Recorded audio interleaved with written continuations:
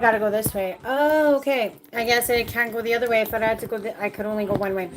All right, guys. Well, I'm coming on live today because I figured I've had some patrons tell me that they had fun last time when I was cooking and talking my smack. So today I'm going to be making a chestnut pork wonton soup.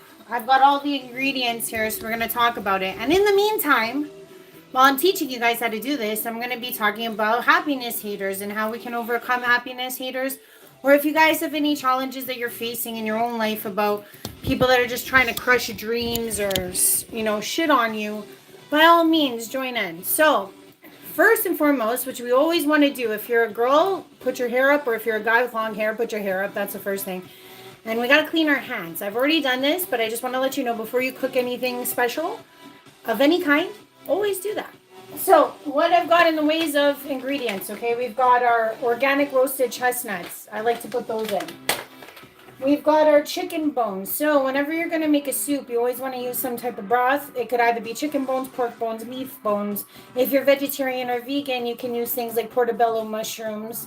That's a really good thickener. Or even, let's say, lots and lots of vegetables for your stock. But you always have to make a stock first. So that's what we're going to be using.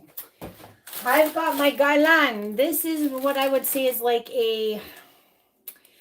let's say a cross between broccoli and let's say collard greens. So they're really, really packed with a lot of vitamins. So I totally recommend. And they stay crisp in a soup. So I do like them. I've got my green onions, okay? Green onions. I prefer to use these when I'm doing more Asian-based anything because regular traditional white onions kind of overpower a little too much for the flavor profile I'm going for, so I always recommend using green onions. And last but not least, I've got my cilantro, okay? So I use that as another insert into this. But I also have some... what do you call it? I've got some other things I'm going to be putting in, which is some sesame oil and also some fish stock. So I hope you join in with me. So basically, I'm just going to get started on the prep, what I'm going to be doing. And if you can see here, oh, I forgot this too. Got egg roll wraps. So I'm going to be putting the pork chestnut introduction into here. And in the meantime, hello. Hi, how's it going?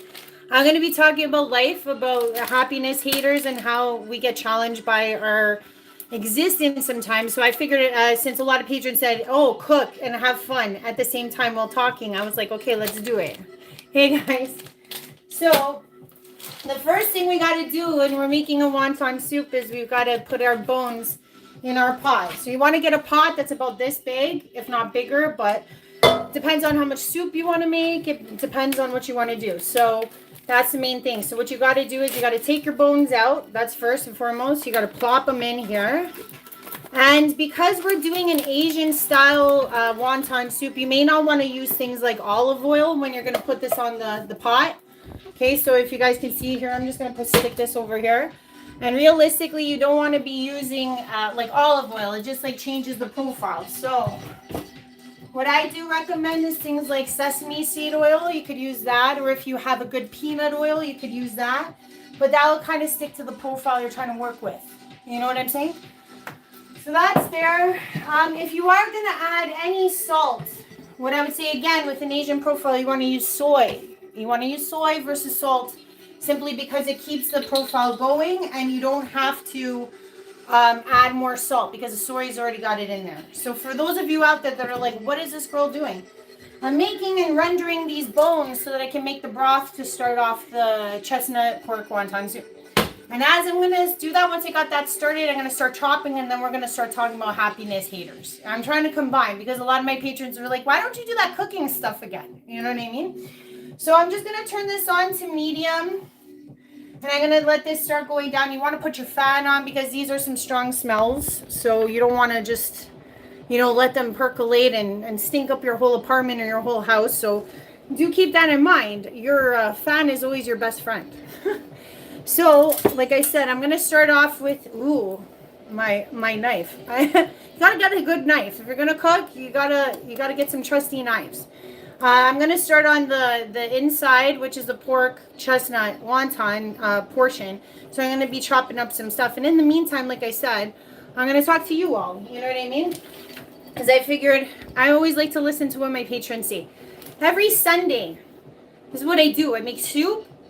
And hey guys, how's it going? I make soups. I do the prep for my son's lunches. I do the prep for everything. So I was like, you know what? I was a cook for many, many years. I ran my own kitchen. So a lot of people ask me, hey, why don't I try to give some spiritual know-how while I cook? And I think that was a good idea.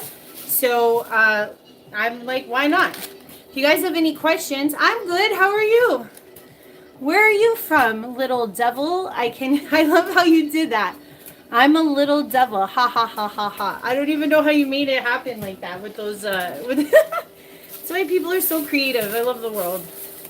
I'm good. Like I said, I'm just doing my my regular, and I figured because people always ask me what I'm cooking or what I'm making.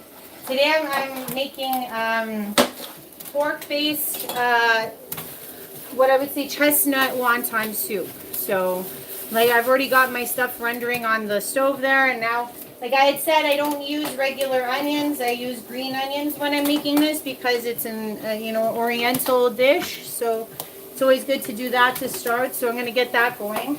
But how are you guys doing? Anybody got anything to share, or is it just me talking and yammering on here? Because realistically, I came on because I noticed that a lot of people ask me questions about how to handle happiness and why I'm always so happy and why I'm always smiling and, do I do drugs? I've gotten all the questions you can even imagine about stuff like this. And I realistically feel like happiness is one of those things that for a lot of us, and blink twice if I'm being held captive. No, are you? So if you guys want to know what I'm doing, I'll just show you guys right now. I am just chopping my green onions, okay? So basically I'm just taking, I don't have my other hand to do it while I show you guys. I gotta get a better way of doing this because where are you? I'm in Canada, man. I am in old Canada, the home and native land. Where are you guys all from? Oh, let's make sure that our broth's going down nicely. All right. So I'm just cutting up these green onions. I'm going to be cutting up all my prep for the pork and chestnut rendering. Okay. Florida. Ooh. I've been there a couple times. I've only been to Fort Lauderdale and Miami, but I guess that still counts. All I know is at the times I went, it was freaking hot, but beautiful. Beautiful people, beautiful food, beautiful place. I'm totally about Florida. But, yeah, Canada's really great, too. It's just, we're better to visit in the summertime.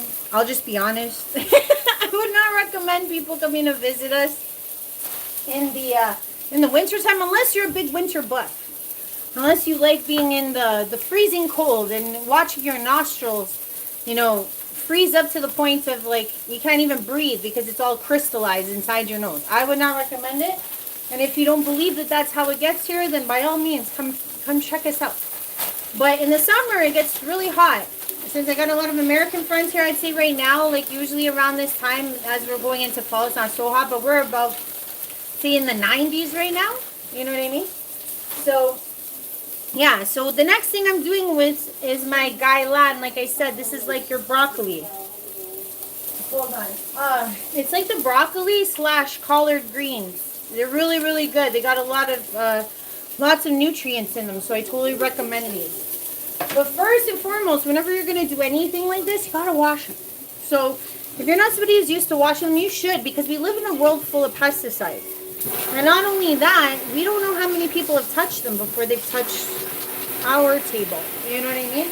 So it's always good. Like, for example, if anybody's like my son, they put a ton of germs over everything. Or you never know what people's hygiene is like, so I'm a fan of always washing my greens before I do anything. Okay, so before I do anything, so I'm just taking a look over here. What you want to see is that it's getting dark, okay, on all the bones. So that is what you want. You want your bones to get a little dark. You want the skin to render off. You want any fat to render off. And that's why I said you got to put a little bit of oil, because there's going to be fat coming off of the meat itself, so you don't have to worry too much about oil. But you do want it to, turn brown and render down.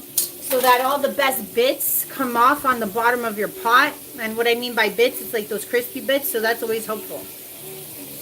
So you look at your guideline, you see if there's anything that looks like this. You want to get rid of it. You don't want to keep any yellowing. I mean, it depends on the discrepancy of the person. You know, some people don't mind it, but if you're somebody like myself, I don't like to keep greens that are not green anymore. So, but yeah, I was coming on to talk about happiness haters because a lot of people were always asking me how I stay so happy or so focused and you know what? It's really hard in our lives to do this with everything that's so like confusing, right? We're like, how can you stay happy when the whole world seems like it's falling apart? And it's not that you're wrong. The world, in some ways, in some respects, people might think it's falling apart, and then other people think that it's doing just groovy. But some of us go through a lot of trauma, so that, in a sense, we fight through a lot of pain and sorrow to the point that we find the wholeness that keeps us happy. Like, I mean, I don't know about you guys, but I know that I've always been surrounded by a lot of happiness haters as I came onto my spiritual journey these last years. Every step we tend to take towards ourselves, right? The real true self. Oh, by the way, if you're going to do cutting and looking at things, you should always use your knuckles as a... Don't do this at home, boys and girls. I've been doing cooking for a long time. So I would not recommend just like looking at a camera and doing this at the same time. So I think for myself, why I could always deal with happiness haters as I came on my spiritual journey was because when we're healing, we actually start filling that void of reality. Like when I was not happy, let me put it that way, you know, when I was living more so in the realm of not following my bliss, not following God's plan for me, not following all the things that I knew in my heart of hearts I had to do. I was always doing things like drugs and smoking and drinking all the pain away. Because really and truly, I was always walking to the beat of other people's drums. I was always listening to other people's opinions. I was always, you know, I went out, I thought about 50,000 things that was wrong with my outfit, with who I was, how I walked, how I talked. It was exhausting when I was being fake. You know what I mean? It was exhausting not being happy, truly happy.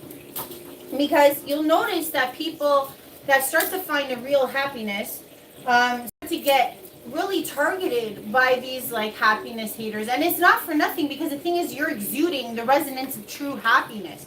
So the persons that are reflecting like a fake happy or wearing a mask of happiness, they're the first ones to attack you, because you're actually reflecting a true happiness, and when it hits their field, they can't deal with it. They're inundated with these emotions of inadequacy and jealousy and upsetness, because really and truly you're actually exuding something that they actually have to put on, they have to practice at. So it gets them really unnerved when they see somebody who's just genuinely happy being themselves, because of how much work and effort they have to put into putting on the persona, right? So there's something about that people that are being bullied, or people that don't understand why they're always targeted, may have to look at, is the fact that, like, hey, some of these people are just bouncing off of you because you're actually truly happy. Like, you're not somebody who's needing to put it on all the time, and who's content to walk around and be themselves. And that's a really hard thing to do. A lot of people don't think they think it's easy to be themselves, but really being yourself is one of the hardest things.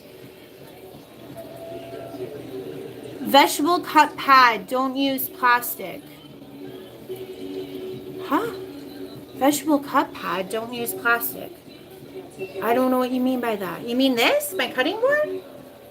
I've got garlic. I don't have plastic. Vegetable cut pad. What's a vegetable cut pad? I'm sorry, I don't know what that is, Kandula. What's a vegetable cut pad? You mean this? This isn't, I think, I don't know. I've had this for about 3 years or so. It's quite durable. It's like a stone mixed with silicone, I believe. Don't use plastic. I'm using steel. I don't know where the plastic comes in. I was just cutting up garlic, because for this dish you need a lot of garlic. Like, I literally took like a whole clove And I have a garlic press, but I'm not a fan of a garlic press because 9 times out, oh yeah, by the way, you want to shoot one of these into your broth, or maybe 2 or 3. I'm going to put like 2 or 3, and they can go whole clove in, even with the casing. Because when you're making a broth, it doesn't really matter. Because realistically, you're just looking at the flavor of the water. You're not caring. You're going to take and scoop all that stuff out, so it doesn't matter. Also, what I forgot to mention is that when you're doing this too, you want to put one of your green onions. You can just break it whatever way you want. I've already washed it. And you just throw that all into your broth when it's rendering down as well, because that adds more flavor to the mix. But Kandula, I'm not sure. Maybe I messed that one up. I don't know what you mean by the plastic. I don't. Are you talking about the plastic board? Well, I've been using it for a long time. I use it usually. I have like 2 or 3 cutting boards. I wasn't trying to be. I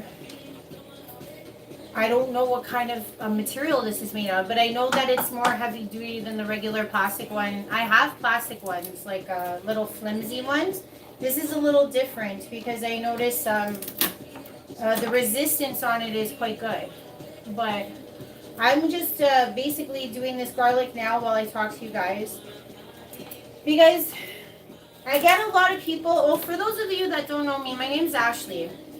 I don't cook as a profession anymore. I used to years ago, and now, as my spiritual journey has unraveled more so, I do higher self channeling. I don't really promote that as much on this channel. On this channel, I try to talk to people about spiritual growth and ascension, and not to say that channeling doesn't help that, it does. It's just that I have another channel called Up High Healing specifically for that. But I honestly feel like this channel has always been about helping people and getting people to a place of understanding their true worth and their true ultimate self. Because in the time that we're faced with, like, we don't really have a lot of time left to pursue avenues that just will get us nowhere. Like, if we really take steps and strides to understand that this life is somewhat becoming more and more ridiculous, everything is pointing to the fact that we need to really step into what is us. And being us is the hardest thing. People think that it's not, but it really is. It's taken me, I'm 40 this year? Like, legit, my birthday is in a couple weeks, and I can honestly say, and it's not just an age thing, it was like an actual stepping into, believing in who and what I am for the first time. And I would say that started happening for me as if you guys don't know what ascension is or what spiritual stage you're at, a lot of us are going through a spiritual war right now, and it's a battle within the self.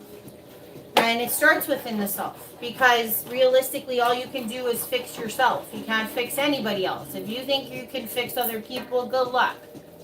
If you got that antidote, share it with the world, because no one knows how to fix anybody. I mean, people can go and become therapists and whatnot, but it doesn't mean that they're going to fix people. All they can do is provide their aid and provide all their care for people, but it doesn't mean they're going to fix anyone. The only person that can fix someone is you. You can only fix you, and I had to learn that the hard way. It was a little late in the game, but it's better now than never, right?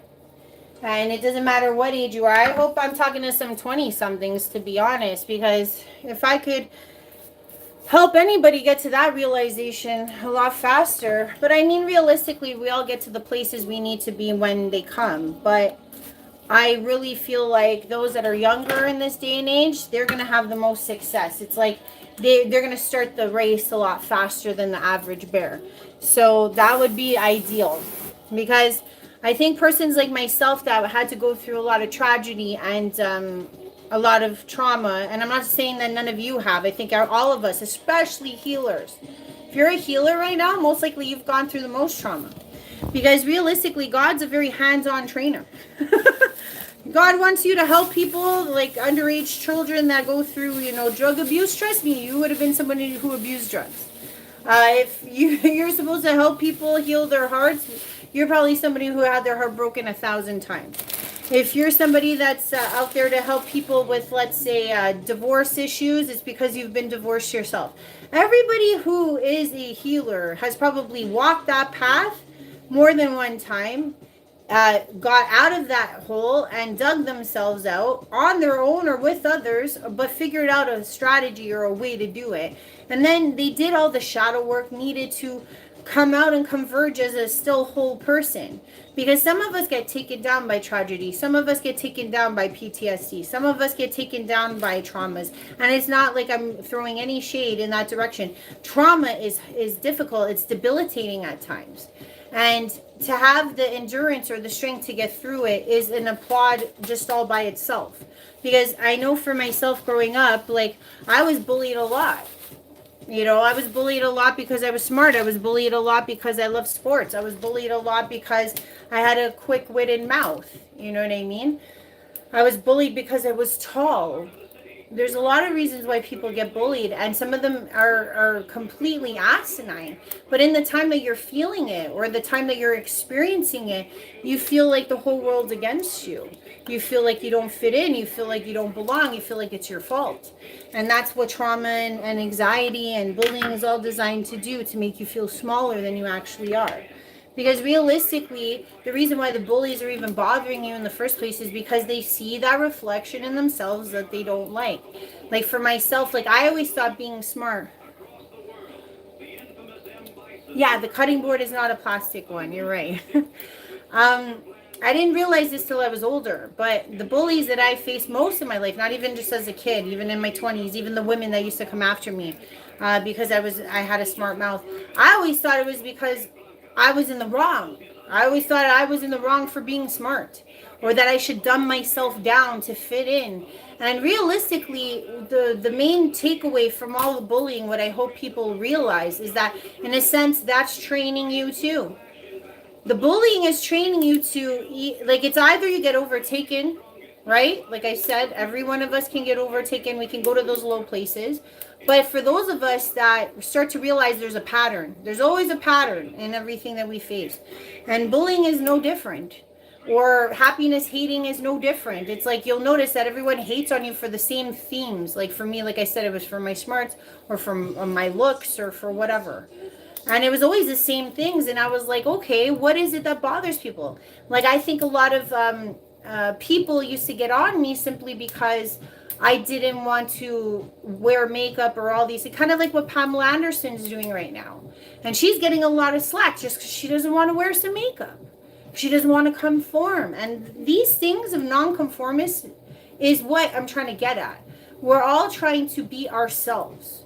And in being ourselves will mean to go against the norm. And what that means for you is going to be different than what it means for me. Going against the norm for me, growing up in a European community, like, you just don't do what I'm doing. You don't go and leave your career, and you don't go and start a new business, and you don't leave the man who, you know, that you were with for X amount of time. There are levels that people go through that, like, of non-norms that you'll have to climb on your own. Because it's like, if you're miserable and you're not happy, you're realistically just injuring yourself for more and more time. And the thing is that whoever your bully is, or whatever narcissist is in your life, or they're just waiting for you to break.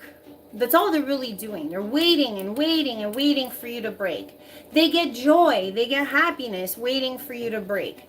And the thing is that if you don't feel like you have the confidence yet to step away from these people, then I mean, they can come from any direction. They can come from family, they can come from friends, they can come from parents.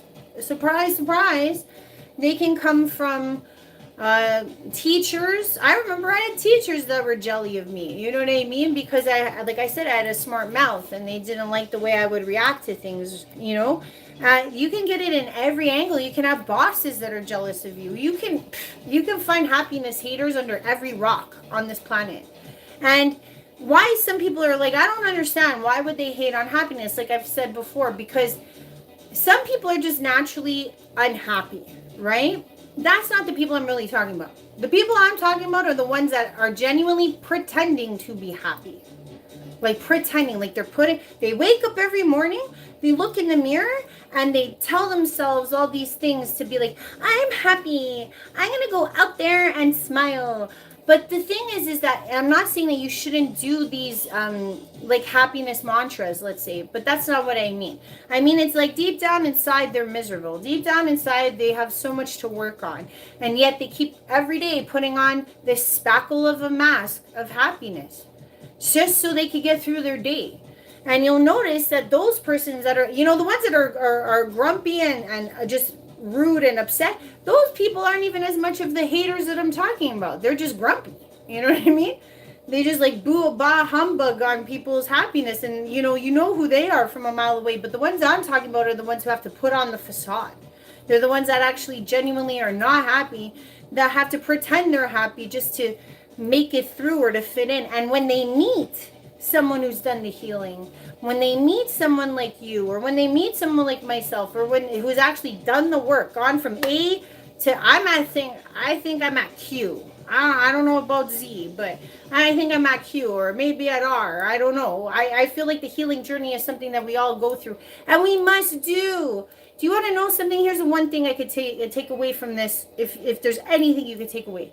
If you're somebody who struggles from drinking, smoking tubes, smoking cigarettes, any type of drugs whatsoever, the reason, even if it's eating, you got an eating addiction, sex addiction, doesn't matter what it is. Trust me, I've been there. I know what it's like. It's because there's this gaping hole. There's this gaping hole, or there's this cavern of uncertainty. There's this cavern of unknowingness. There's all of this like empty void within humans because we're missing so much of the divine love within our hearts. Okay? And we want the pain to go away so badly that we literally will use all these vices to compensate or make us forget that we are in the state that we're in. But as you go through your healing journey, and everybody gets all like worked up about this, and it's like, yo, if you want to get rid of that void in your heart, if you want to get rid of that, if you want to be comfortable in your own skin enough that you could chill on a Saturday by yourself and not be freaking out, trust me, I've been through all the levels of depravity in my life, and I'm telling you, healing all of those little wounds inside are the key to stopping all of those vices. Because once you like yourself, you don't really need to do any of them. Not to say that you have to give up everything. That's not what I mean. For myself, I went through so many different journeys over this course of decade just to give up certain things. Like, I was a big drinker. I used to go out looking to drink. I used to go out trying to meet people just so I could drink. And then I would come home and I was still depressed, and I was still no further, and I was still no happier. And the same with the smoking weed. I've done drugs. I've done all kinds of things to try to fill that hole. Eating, having partners, whatever the case may be, sex, whatever it is. We all do these things to fill that void. But the thing is that as we try to heal, and people don't like that statement, but it's a self-discovery trip that we all got to take. Because we want to feel whole. We don't want to feel miserable. The world's freaking going crazy right now. What's the only thing we can do? We could try our best to settle. We could try our best to get, as honed in to liking ourselves. We got to like ourselves.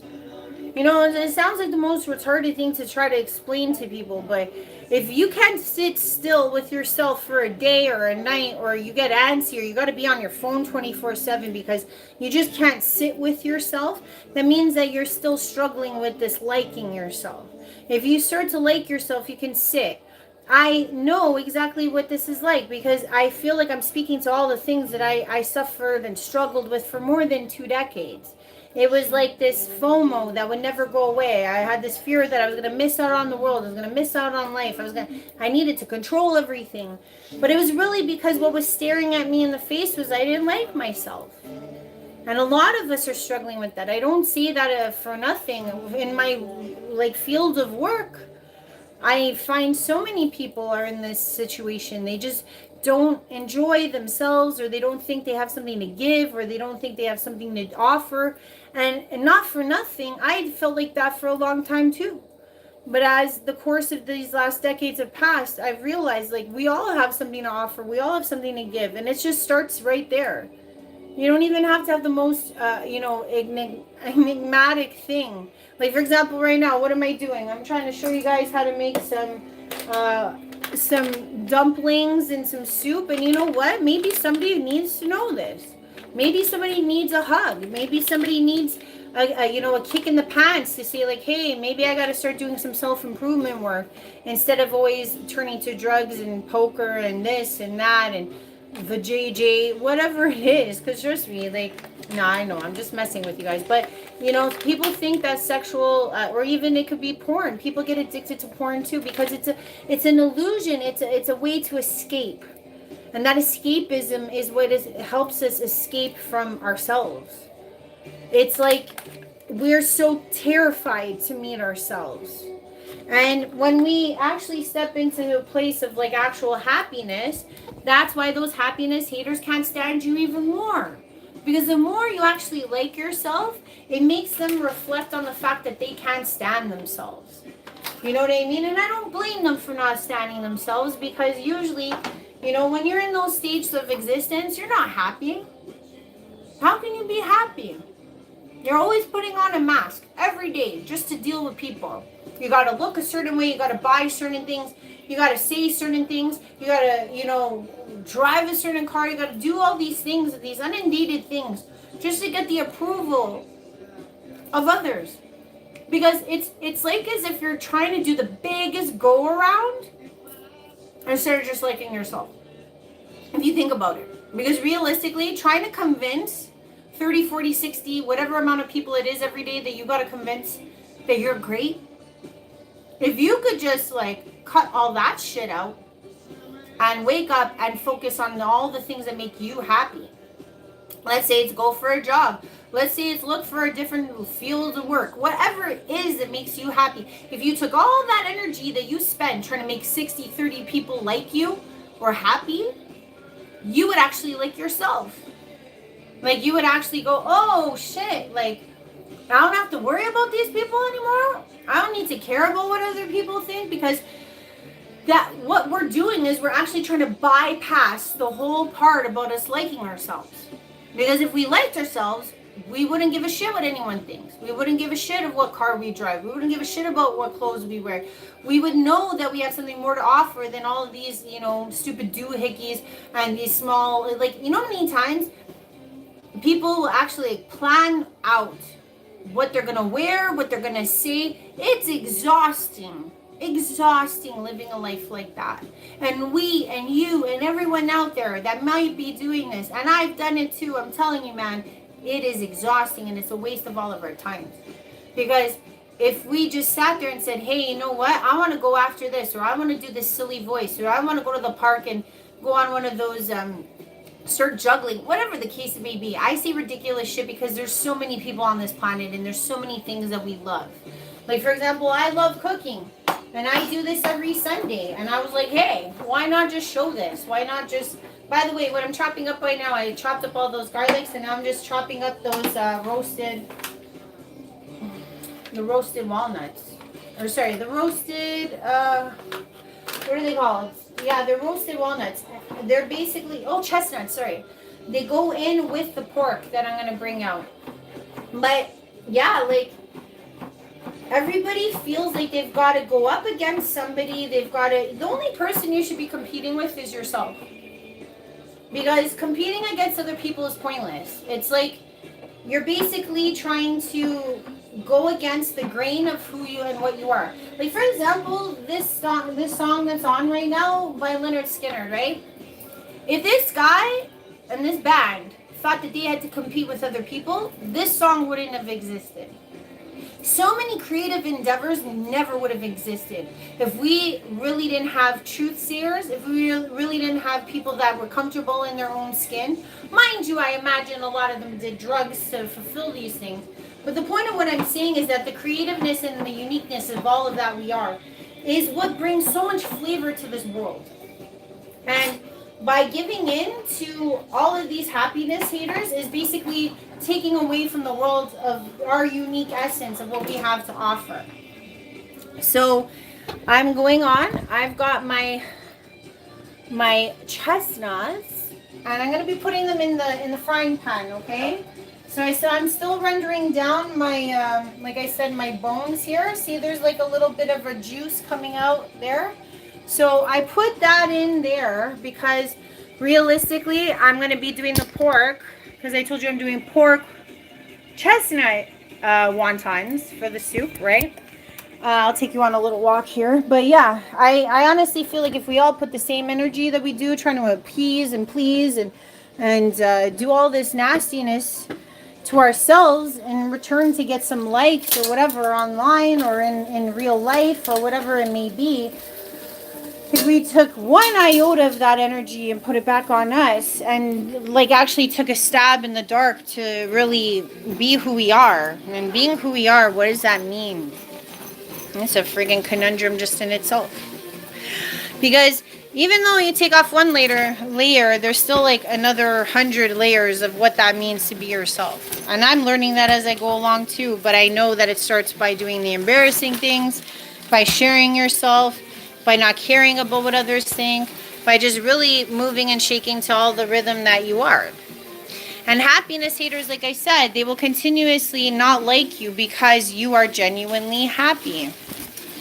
And I can honestly say, like, some of us get happy by the smallest things. We are happiest when we're out in nature. We're happiest when we're just meeting up with a gentle breeze in the wind. We're happiest when we go for a hike. Happiness can be found in so many different ways. But yet, if we actually find it, that's like gold. It's priceless. Because that's what we're all looking for. Love, happiness, joy. You can't buy that shit. You can't do you can literally not buy happiness. You can only make it for yourself. You can only make yourself happy. So when people are hating on the little happiness that you find in this life, and if you let it get to you, if you feel like you're irked by the fact that you're happy or you feel guilty about being happy, that's an issue there on its own. You guys, realistically, there's nothing wrong with you being happy. You don't ever have to feel guilty about being happy. And if anything, if you find that people do hate on your happiness, you should find some sympathy and compassion for them more so than getting angered. Because the only reason people get angered by, let's say, what people say, for example, right? Let's say somebody says something derogatory to you. The only reason you get angry about it is because, like I said, with the reflection factor, you believe there's truth to it. But if there is no truth to what this happiness hater saying or this bully saying, it should slide off your back like water on a duck's back, right? Because you know in your heart of hearts it's not true. Now, if it is irking you and you find yourself getting angry, then that's a hint to you that that's what you got to work on. Because, like I said, it's about filling a void. It's about filling the hole that they just opened up. It's like a tear. Like, let's say they say to you, like, oh, you know, you're not cool enough to come and chill with us on Saturdays or some shit like that, right? There's some part of you when you get angry when they say that stuff that feels like I'm not cool. Because if you thought that you were good enough, that shit would just go like this to you. You'd be like, okay, whatever. Who needs your fucking stupid group? You know what I mean? But if you're somebody who's like, oh no, maybe they're right. Maybe I am not cool enough. You end up falling for it and like going down that bend with them. And that's actually exposing what it is that you need to heal. Because like I said, if it wasn't true, if there was some part of it that wasn't true to you, I'm not talking true to others around you, I'm talking true to you, what you feel inside, right? You only take offense to things that are true within your heart. So if you feel like you're not cool enough to hang out, then they're right.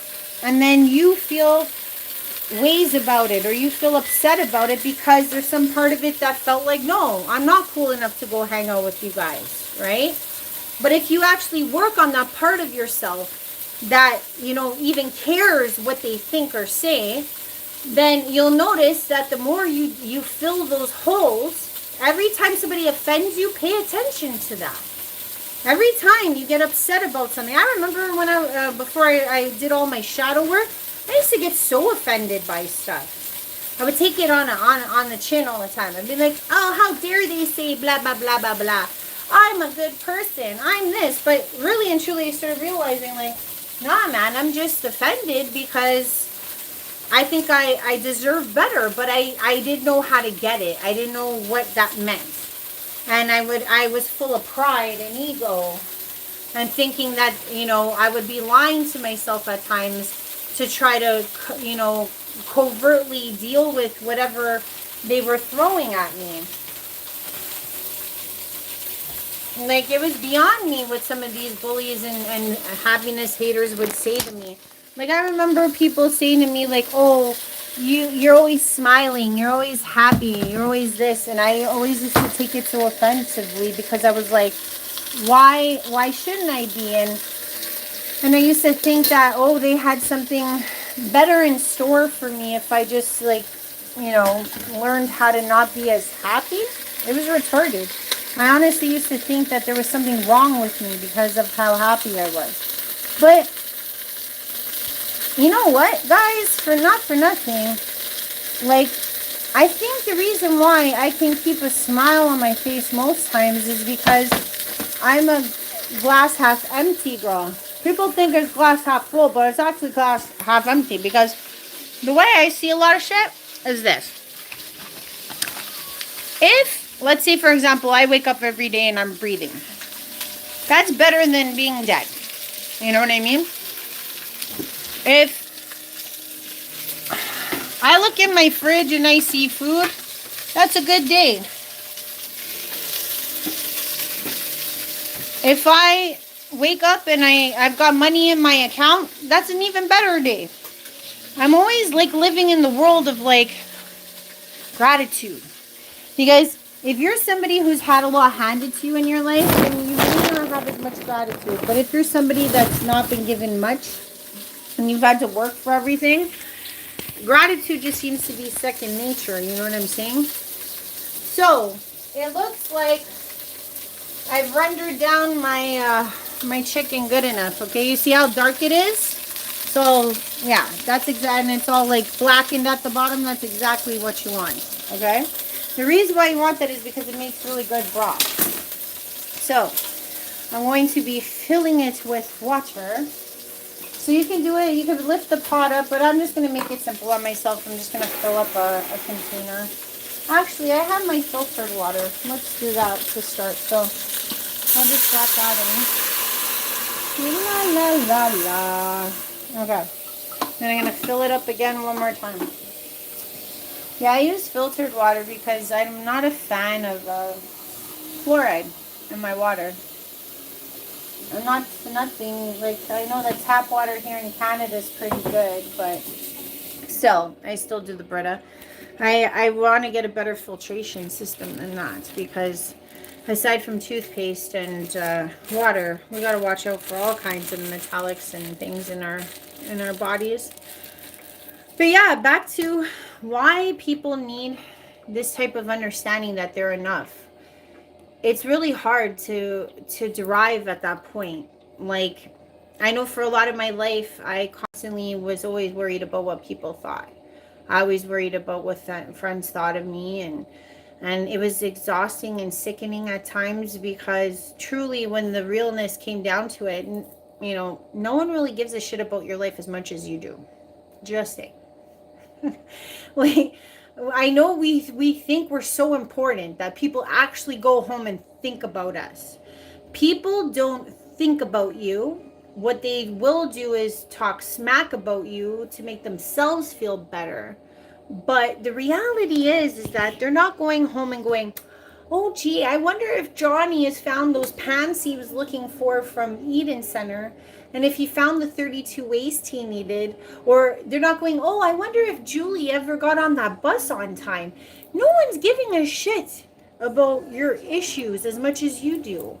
And yet that's something that eludes us every day. We keep thinking like, oh, they got eyeballs on us. You know, everybody's they're all focused in on your life, and it's not the truth. They're only really there for your fuck ups. They're only really there to shoot you down. They're only really there to make sure that you don't rise higher than them, especially if you're with low-level persons. Because if you're with higher vibe people, they're always looking up for your big ups. They're always looking for your next move. They're always trying to be there for your next move. But majority of us are surrounding ourselves sometimes with really horrible characters. that really don't deserve the time of day that we have to offer them. And that is sadly the truth. We don't think that way, but that is what's really happening, because, a lot of us are like, oh, well, family, we can't do nothing about family. Yeah, actually, you can. Like, not for nothing, I have lots of family members, and I have a couple that I'm estranged from because of how shitty they are. You know what I mean? And it's like, I see them at the random funeral and the random, what do you call it? The random get-together, but I say hi and bye. And I have no interest in getting to know anything about them or their lives, or because realistically, like, you are worth more. Like, you really are. Like, you don't have to take abuse, and it doesn't even matter if it's from family members. Because just because you were born into it doesn't mean you can't step away from them. Because they technically should be the ones that treat you better, not the other way around. Because they're supposed to love you too. You know what I mean? Love is a two-way street. You can't just, like, give all the love to them and then get nothing back from them. You know what I'm saying? It's gotta come both ways, and that's with all relationships. So why wouldn't a family relationship be even more important? Why shouldn't they try even harder to love you? So if you find yourself in a relationship with a family member or a family in general that just don't care if you're there or not, do the same. There's nothing wrong with that. And if people try to guilt you or make you feel bad, again, what I will implore you to say, guilt is one of those things. Trust me, I come from a European family. That's all they do is guilt. Guilt, guilt, guilt. Oh, I this, I that. Like, I love my mom. I love my aunts. I love everybody. But they're like the queens of guilt. You know what I'm saying? But how you get out of guilt is simple. It's kind of like that thing about when, people offend you. If what they're saying is true, or you believe it's true, it'll hurt you. And if the case is that you find that what they're saying is not true, you can heal all those holes and make sure that those holes are not wrong, then you will get out of that guilt trip, and you will get out of those poor friendship groups, and you will also never ever have to face any more shame or pain, because when you fill those holes, it's like you've really plugged up a boat that is sinking. Sorry, I'm just gonna throw this up.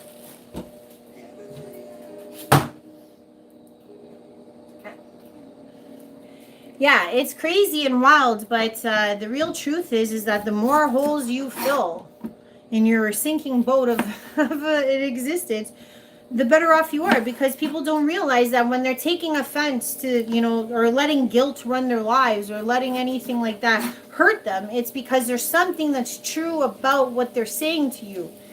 Like, if let's say, for example, my mom was a big fan of always saying this, oh, you always let me down. You never come through with this, That's a big, bold-faced lie. I used to come through for my mom for all kinds of stuff, and it would really hurt my feelings that she would never see me for those things. Or it would hurt my feelings when certain aunts and uncles would say these derogatory, guilt-ridden terms. Like, I remember I had an uncle of mine that was like, oh, you always call me when you need me. Right? And I used to sit there and I was like, no, actually, I send you Christmas cards. I do all this. And that's what I mean about projection. They're usually trying to hurt you with what they are. Okay? Because really and truly, my uncle was the one who only called me when he needed me. And then so every time he would call me, he would say that same line to me. And I'd get offended because I'd be like, no, that's not true. But the thing is that what I wasn't healing was that part of myself where I felt like I had to buy love or work for love or try really hard to be liked or find affection from my family members and such. So as I started plugging up that hole and saying to myself, you know what? My uncle's the one who does this to me, and I'm okay with it, and I still love him, and I'm sure he loves me too.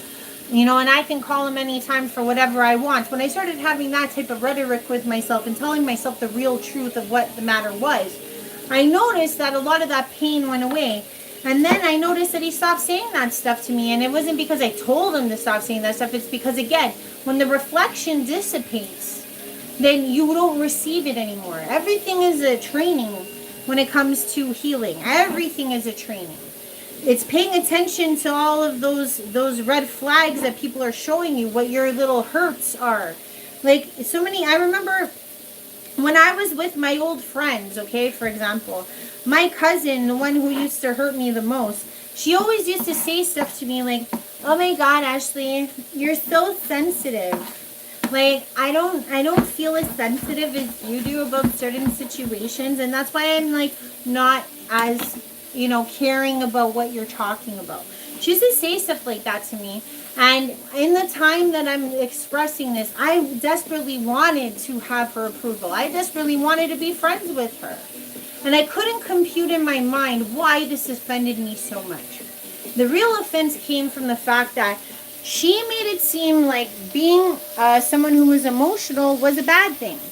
And when you start to like yourself, you realize that, so what if I'm emotional? Emotional is a good thing. It means I'm empathic. It means that I can help people. It means that I'm there for others suffering in pain. But when I was in that state, I always turned it around the other way, and I always told myself, like, oh no, there must be something wrong with me because I feel so many feelings. And that's what I mean about healing ourselves. It's like, if we keep telling ourselves that the blame is on us, if we keep telling ourselves that we're the ones in the wrong, then we never get to that stage of actually liking ourselves. So when I realized that, I was like, no, I actually like that I'm an emotional person, because that's what makes me happy. That's what helps in my happiness and my joy. I'm happiest when I'm sharing love. I'm happiest when I'm helping people. I'm happiest when I'm, you know, participating in the world in an emotional way.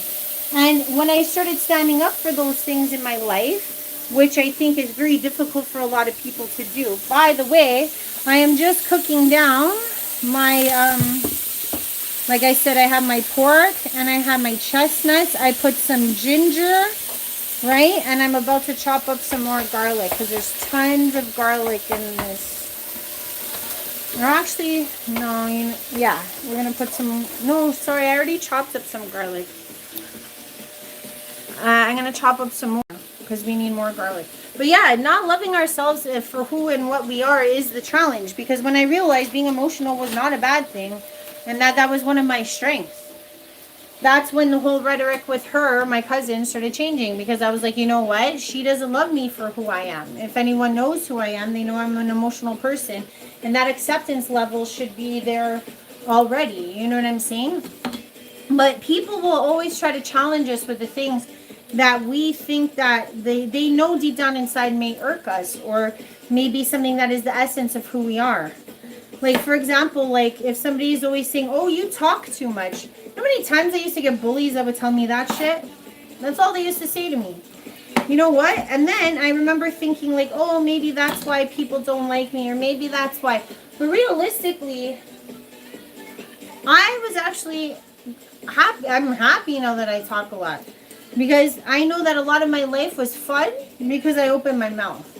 Because I used to be around a lot of shy people, and a lot of people that were always so scared to chime up or say 2 cents about something.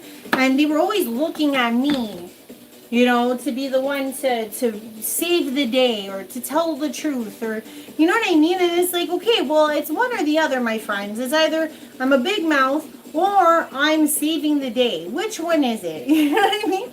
And it wasn't really for them to decide. It was for me to decide. You know what I mean? It was for me to say, to hell with all of you. If you don't like my talking, then move on. You know what I mean? It's like, it's the same way like on any social platform. It's like, if you don't like what I'm saying, you're more than welcome to move on. But realistically, it's finding love with all of those little parts of yourself.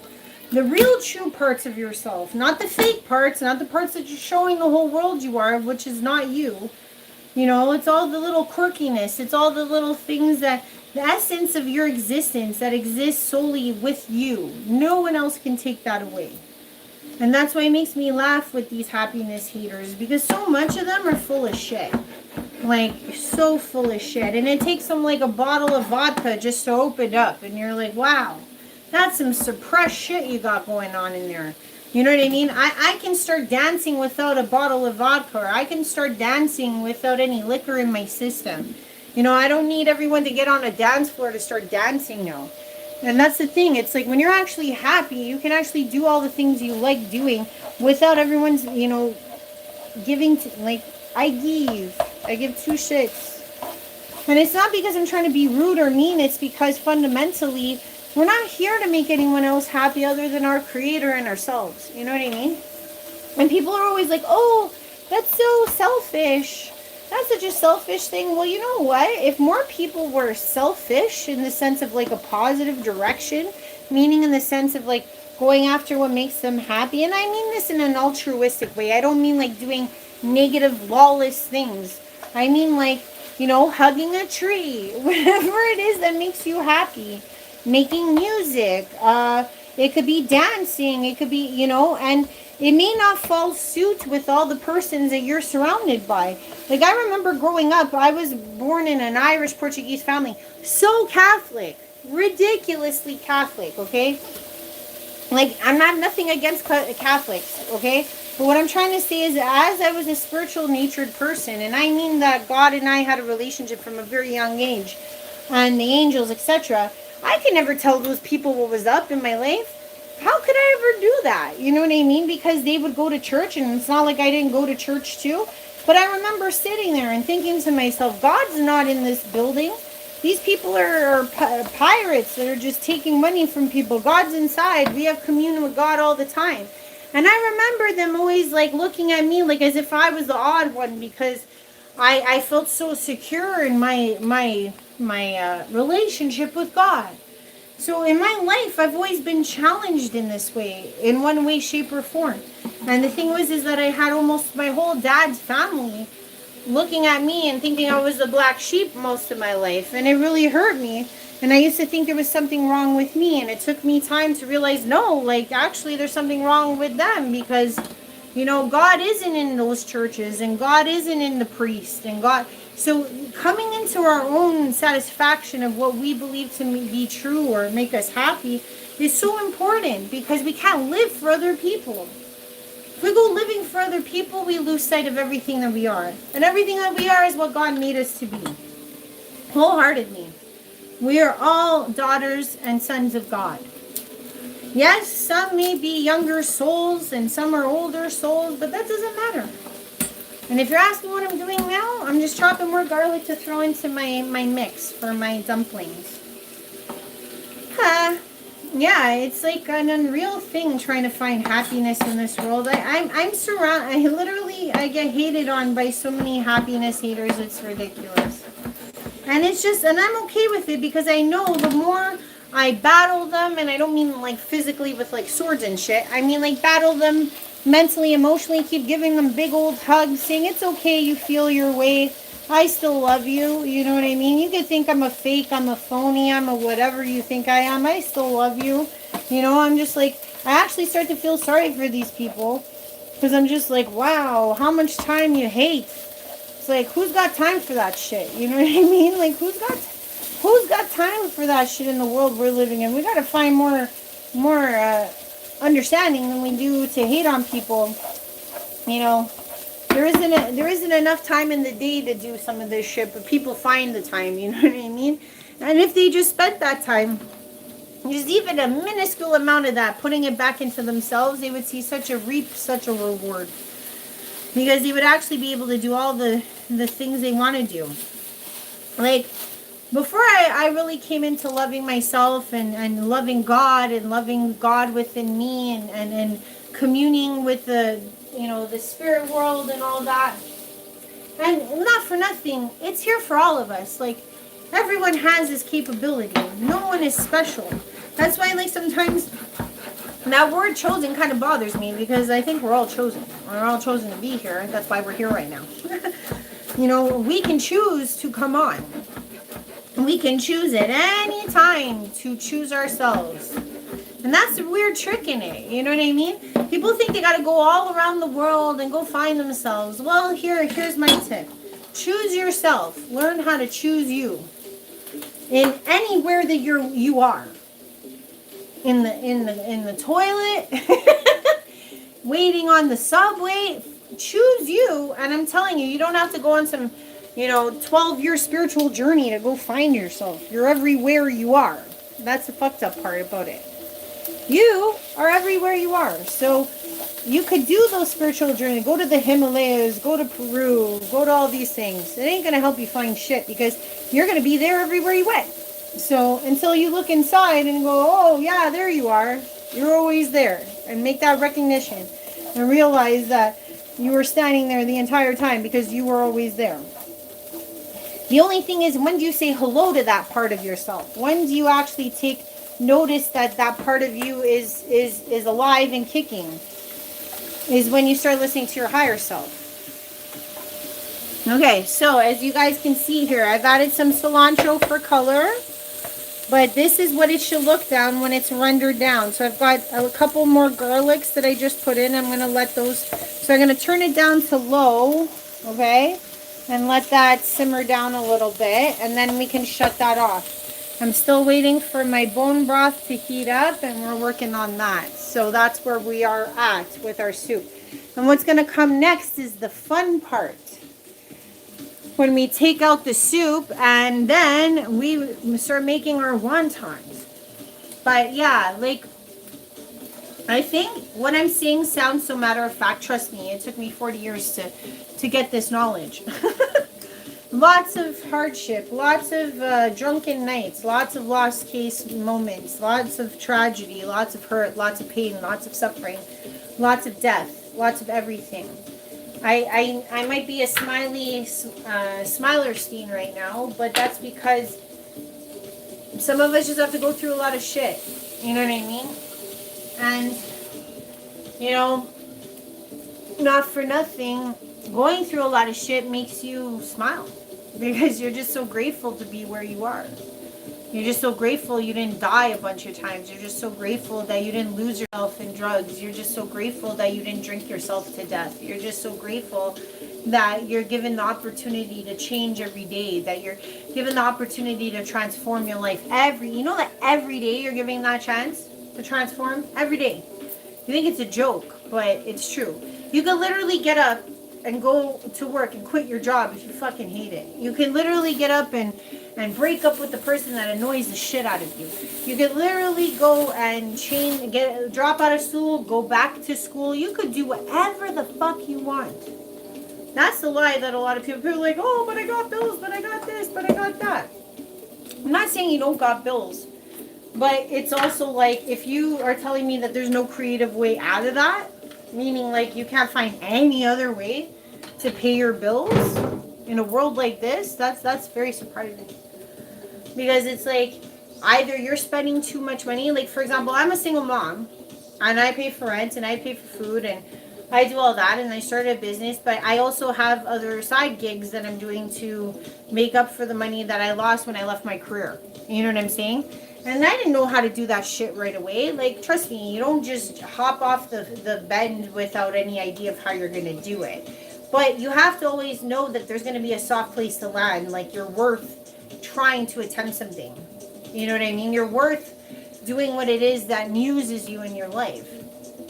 And I didn't listen to that for some. I didn't listen to my higher self most of my life. And then when I started listening to my higher self, I was like, wow. I was like, how much happier, how much baggage is off of my chest. How much I don't have to carry people's shit anymore. Because it's like a lot of people want you to carry their stuff. Carry their problems, carry their pain when it's not even yours. You can't even deal with your own. You got to deal with your own first before you could carry someone else's. That was a sad truth I had to learn. Because realistically, we don't really see that. We think that we're out here and, oh, but I'm helping people. Meanwhile, we're the ones that need the help the most. And we don't want to admit it to ourselves because there comes that part where, again, we get offended, right? We get offended when we say these things to ourselves. Because of the ego or whatnot. But if you could tell the ego to take a rest and say, hey, why do I have this compulsion to always help people? Why do I always feel like I've got to be the one to do it? And you ask yourself, what is that? What is that inside? Why do I have this sacrificial lamb and this martyr bone in my body all the time? And really and truly, it's because of one factor. We don't want to heal ourselves. We want to go heal everyone else because we tell ourselves, oh, if I heal that person, then I'm better. If I heal that person, or if I make that boyfriend, or if I get that girlfriend to change, to grow, to whatever, then I'm a great person. Then I qualify. Then I have purpose. I'm sorry, it does not work like that. All the purpose is inside you. All of the growth that needs to happen is not for anyone else. It's for you. So instead of going to try to help or fix other people, this was a sad thing. And trust me, I cried about this for years. How many years I spent doing this? I had this masochist thing that I had going on, thinking I needed to help everybody. It was my job. I don't know who appointed that to me. I did somehow. I was like, oh, I'm going to be the one who helps everybody. You know, who tells themselves this? Why do we tell ourselves this? It's crazy, but it's so true. So many of us do it. We feel sad. We'll feel sorry. We'll feel like it's our job. It's our place. We have to do it. Somebody's telling us we have to do it. But really and truly, when you really think about it, it's only you telling you you have to do it. No one else is pressuring you to be the hero. You need to be the hero in your own life first. It's so important for that purpose. So it took me years to figure out, like, hey, go be the hero in your own life. Go fix your life first. Go help yourself out first. And I mean, that's where the whole, like, giving up vices and giving up drinking and smoking and all those things started to come into play. The more I realized, like, how much of those holes. I was like a boat. I was literally like a boat that looked like Swiss cheese. And I didn't want to admit it to myself. We're all a bunch of just Swiss cheese boats entrapped and literally drowning on oceans out there. Because we don't want to say to ourselves we're damaged. We don't want to say to ourselves we're a statistic. We don't want to say to ourselves we need help. That's one of the hardest things for anybody. And I know, coming from a European family, people don't even want to admit they go to therapy. They think that it's like it's frowned upon to go to therapy, to help themselves, to get better. Do you know how damaged of a society we live in when getting help is something frowned upon? Technically, we should all be applauding everyone who goes to get help, because the more help we give or get, the better we would be for the whole world. We wouldn't be all these broken toys or all these like children, you know, little children inside that are still broken from what mommy and daddy did. And if you think that you're not broken by what mommy and daddy did, or what a cousin did, or what a sister did, or we all have these tragedies and we all have this trauma to fix. And the thing is that instead of making fun of ourselves for going to things like therapy, we should be applauding each other for going to things like therapy. Because healing is what will heal this world. Because once we figure out how to help ourselves and we get better at helping ourselves, then we will feel more empowered, right? Whole and empowered to do something about the world around us. But if we stay so fixated on all the problems that other people have, right? It's a great way to distract. Huge, great way to distract. If you just keep, you know, you wake up every day, oh my God, I hope Tanya's okay. I really hope that Tanya got through all those things she was telling me about yesterday on the phone. Oh my God, I wonder if there's anything I could talk to Tanya about. Oh my God, she's like so worried all the time that she's going to get injured. Oh my gosh, you literally just spent 15 minutes thinking about someone else. Why is this? And you'll go from like friend to friend to friend to friend. You'll look at your watch and it's lunchtime at work, and all you've done is think about everyone else but you. How you can aid them somehow with their one problem. Oh, maybe if I do this and they can get that, and if I do that then they can get this. How many of you, and I know there's no one on the live right now, but eventually if people do see this, how many of you do this all day? Worry about everybody else but you. Because we're taught. You know what's hilarious? Another function of this matrices is that we're taught to not think about ourselves. Why is that? Oh, we're selfish. This word selfish comes out, right? All the time. We're selfish if we think about ourselves. So really what they want the world to do is think about everybody else and not actually focus on spirit, not even focus on what makes us whole, not focus on anything that will bring forth a better world for the rest of us. Because if we're all messed up and we don't fix ourselves and we don't focus on ourselves and we're always looking over here and over there at this news profile or this person's tragedy or this person, then we never fix shit within ourselves. And that's exactly what this matrices wants. None of us to be soldiers of healing here. Because if we all heal ourselves and feel whole, and we're actually genuinely happy, and we're actually manifesting the world we want to see, which is going to help all of those around us at the same time, that's such a more powerful stance to be in. And people think like, oh, you know, well, why does it have to be like that? Well, let's say, for example, not all of us want to manifest millions of dollars. Some of us want to manifest a better world when it comes to helping the homeless. Some of us want to help the world in different ways, teaching Muay Thai to children. Some of us want to help in different ways, like picking up garbage in our neighborhood. But the thing is that if we're too scared to get to the fact of looking at ourselves and saying, hey, I actually want to do those things. I actually want to pursue these things. I actually want to take a leap of faith on myself that I can do these things. Then those things never get done. Because everybody's thinking of selfishness in such a arrogant and money grabbed way. But you could be selfish in the sense of wanting to be selfless. People don't talk about it that way, but that is the truth. Because if you actually start to help yourself and heal yourself and find time for yourself and maybe get rid of all these negative persons in your life and people that weigh you down or drag you down, you'll have a whole plethora of time and availability, and you'll be open to new energy of persons that are in the same wavelength as you. And actually, that's a better force. That's a more powerful force for the whole world. And that's what people don't want to face. These happiness haters out there are also part of the matrices and the whole foundation that is trying to keep you encrouched and small. They want to keep you small because the thing is, if you never noticed, happiness haters don't like people that are bold. Happiness haters do not like people that are brave. Happiness haters do not like people that are talkative and that'll tell them that shit to their face. They actually like people that are passive aggressive. They actually like people that are worrywarts. They actually like people that bite their nails and are concerned all the time. Because it's easier to manipulate persons like that. Like I said, if you find that when you're in a bullying situation or whatever the case may be, that you're offended, whatever the offense is, if they call you phony, if they call you fake, if they call you a tragedy, if they call you fat, ugly, whatever the hell it is, the reason why you get offended is because you feel like there's a truth somewhere within that is true to you. But if you can patch that hole,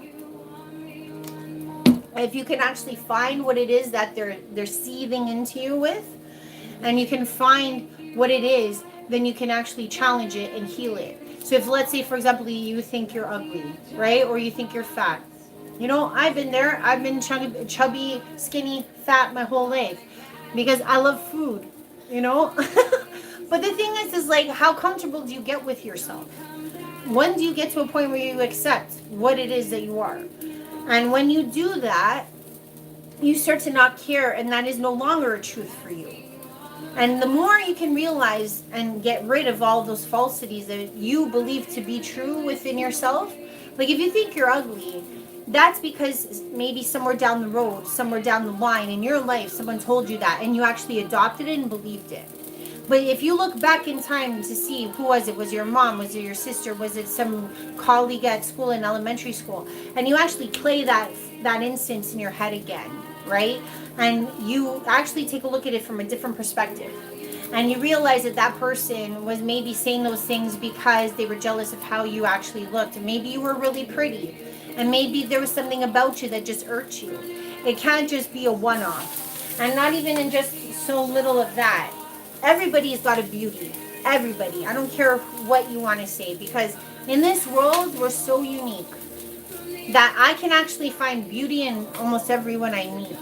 So to say that someone is ugly is by standards that are created by very sad and stringent individuals. Like if you look at the way the world is right now, for example, when we go into things like trends, okay? I told you guys I'm 40, right? The trend that's going on right now is like this duck lip with those like, you know, flat, those long eyelashes and the big butts and all that. And they look like walking ducks to me, like no offense. But the thing is, that's a trend and that's what's considered beautiful right now. Okay.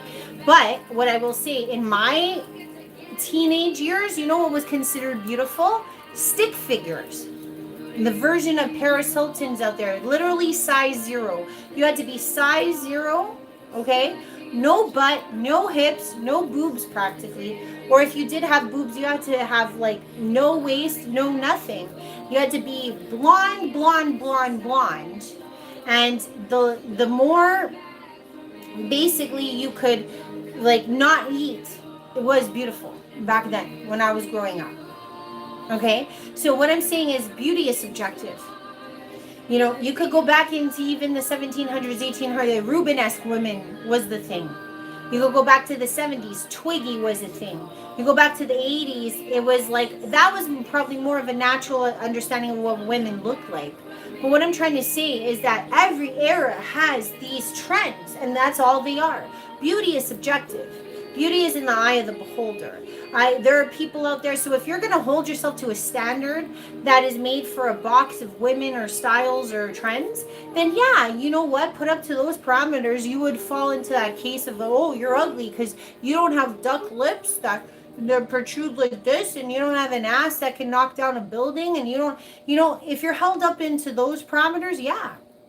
But I personally think that there is something that is broken inside of you, or there's broken inside of a lot of women and men out there that do believe that they're not worth a damn, or they don't feel like they're good enough, or they're beautiful enough, or sexy enough, or interesting enough. It's always, are we enough? Aren't we enough? That's all it bases down to. The whole world is in a problem, always trying to figure out if they're enough. And what I'm trying to say with this long ass video, because it's been a while, is if we could just like really give each other all a hug and realize that we're more important than any of this, that would be the main key. Sorry guys, my thing died. I think I'm gonna let this go here. My soup is still going. I thought I could do this all, but it's been a while. I didn't know it took me this long to do all this soup. But for the most part, what happens is that you take this out. Maybe I'll do another one another time. But I'm also getting a bit hoarse as I say this. I hope I've shed some light on happiness, haters. I hope I've shed some light on why we're so much more special than what people give us credit for, in all of the ways and facets that we are, and why we belong more than the haters, and why haters hate, because realistically there's something about you that they're jealous of, and it's not just jealousy, they're actually projecting the exact thing that they're hating on you for. Like if somebody calls you fake, it's because they're fake. They only can call you what they are inside because they know that hurts them. You know what I mean? It hurts them to be called, you know, they think they're calling you fake. And if the thing is that if you really pride yourself on being real, and if you really pride yourself on doing great things and great works, something like that should offend you. But like I said, if you plug all those holes with your healing, if you know that there's no truth or there's no weight to what the person's saying, it doesn't offend you. But that takes a lot of work. And I hope I've made you guys understand that if you find offense in whatever a happiness hater is saying to you, you should write that down. Whatever it is that irked you, whatever was like, fuck that person for saying what they said. You know, when that comes out of you, it's because what they're touching upon is the problem you've got to fix. They're actually reflections of teaching, if you really want to think about it. And I know most of you will be like, oh, what the fuck is this pod talking about? But it's true. Because if somebody says to you, like, oh, you're fat and you're ugly, and there's people out there who'll be like, yeah, whatevs, I'm happy, and they move on. But let's say, for example, you being overweight bothers you, right? And you're like, oh, I must be fat, this is just giving you an example. You know what I'm saying? It's because that is a truth that you resonate with. You're like, okay, I got to get back to the gym. I got to go work out. I got to go do this. Fix that. It's the same if they tell you that you're not that smart or you're not that bright. Usually it's because that's how they feel. They don't think they're that smart. They don't think they're that bright. But they shoot it out on you to see how you take it or just to hurt you. But if deep down inside you know you're smart, it doesn't bother you. But if you let what people say tear you down, they will be right there to laugh. They will be right there to ensure that you stay down even further because it gives them a high, makes them happy. They feel better as they walk on top of persons because happiness haters, like I said, they're putting on a mask. It's really not real happiness. It's really not real joy. They really don't manifest as much as they say they do. They really don't have the millions and trillions of dollars they're telling you. They really don't have those fabulous lives that they're trying to portray on social media. They really don't. They really don't. Yeah, okay, they got a trophy wife, but she's banging your best friend. You know what I'm saying? Like, there's so much about the human condition that is falsified, that is projection, that is not real. That you cannot take it so close to the heart. You cannot take it so seriously because really and truly, a lot of persons out there that are happiness haters or trying to project like they're perfect and they're great are doing that solely so that they can seem a certain way, be seen a certain way. But really, it's because they're so terrified of you peeling off that mask and going, hey, what's behind the closet? What's behind that curtain? They're all a bunch of Wizard of Oz's out there that, like, honestly are terrified of people pulling away the curtain. Like, for myself, yeah, I've got my flaws. I got tons of them. But you know what? At least I recognize what they are. At least I'm going to work towards what they are. And if people make fun of me or try to cut me down or tell me I'm something I'm not, you know, I'm like, hey, kudos to you. You know what I mean? But I can only say so much about this topic because I hope and I pray that everyone finds their own way. I don't like lives for this reason because I just fly off the handle and I don't want to lose persons that way because I genuinely do hope for the best for everyone. I honestly have always wanted the most for the human condition. I've always wanted to give everything that I am to people, and not in the way of like giving more of myself that is necessary, because then that doesn't help anyone. I can only help people if I'm, helping myself. And I know that there's so many people out there that are so great that don't think they're worth a damn.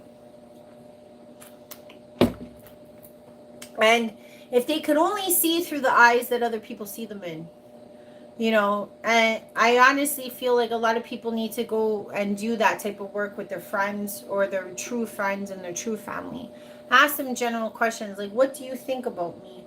And hear what people say, because usually what they're telling you is the reflective truth, the one that you cannot see, because when you look in the mirror, you don't see the same thing. Sometimes our friends and our family that are in love with us, that do care for us, they're the best ones to ask who we truly are. Like, we cannot see some of these things for ourselves. It's not, I don't know why it is the way it is, but it's true. We sometimes those in our lives can always see us better than we see ourselves. I don't know if I should keep going with this. I feel like I've been talking forever. What? But the soup's still not done. I mean, it's brouhahaing. It's brouhaha. Should I get the music back on? Fuck it. You know what? I'll just keep talking. I guess I keep bringing this topic up because, my God, what I wouldn't give to help the world find their souls. If I could turn every goddamn soul on in this world, I would be a happy, happy camper. Because realistically, there is a crooked arrangement going on here on this planet, which is the 1% are controlling the 99%. And they do this by way of people not liking themselves. They do this by way of disempowering persons to believe they're so small. And think about it this way. If you can't get out of your own social group, how are you ever going to come up against bigger powers? You know what I mean?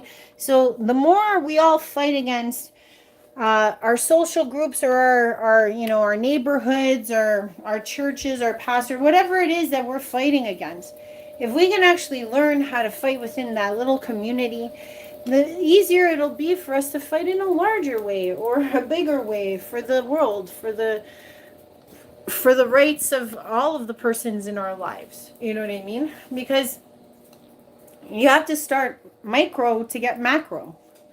It is what it is. Like, people don't think by changing their own life and fixing their own self that it's going to actually have like a domino effect on the rest of the world, but it so does. Like, it really does. Because, like I said, if you can't fix you, you can't fix anybody else. That is what it is. So, oh my gosh, it's already almost 3 o'clock. Wow. This is some long taking soup. The reason why I'm saying this is because my ex is with my son right now. That's somebody who needs to learn how to love himself deeply. He was the king of never loving himself. That's why he's in half of the problems he's in, because he's always got to point the finger at everyone else other than himself. It's always everyone else's problem. Why he lives the way he does is everyone else's problem. You'll find a lot of people like that. And they want to blame everyone else. Never taking any type of responsibility for anything they do. I mean, people like to label it as narcissism. I mean, narcissism and sociopathic tendencies are a little different. They tend to be really devoid of emotion. Some people are just, ignorant and just selfish. So there's always that too. But I will say that there are persons out there that never, ever want to take responsibility. They will scapegoat the shit out of anyone just so that they can save their own ass. And then here's the thing. They never heal, so they live in the same cycles for their entire fucking life. Like, I'll give you the example with my ex, okay? Reason being is because it's a good one. So my ex leaves me and my son, right? Long story short, we're together 8 years. He was devoid of many, many emotions. But the reason why he said he left was because it was, it was too hard. Everything was always too hard. This guy made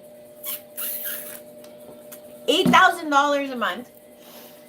He literally had next to no bills to pay because we built this apartment and we, did everything together. And I was like, oh, if we rent this out and we go buy a house, our mortgage will be paid off by what we try to accrue with this rent, etc. So we were going to pay like next to nothing. This guy had like hardly any bills to pay. I was doing all the cooking and cleaning. I basically, he got to live the most la-di-da life ever. And the guy was always bitching and complaining. It didn't matter what was happening. So, with persons like that want to blame the whole world, and the thing that was so funny is the guy never had any money. I mean, he didn't have a drug problem. Yeah, he drank a lot and he needed to stop drinking, that much I'll say, but for the amount he drank and how much he would spend money on Uber Eats all week, even though he had home cooked meals and made lunches, he'd still go and buy, the guy would just blow money like it was burning a hole in his pocket. And then he would end up broke and needing to borrow money from me to go buy cigarettes or whatever the case. There's some ridiculousness. And I used to say to him, I'm like, how are you so broke? You make 3 times what I make.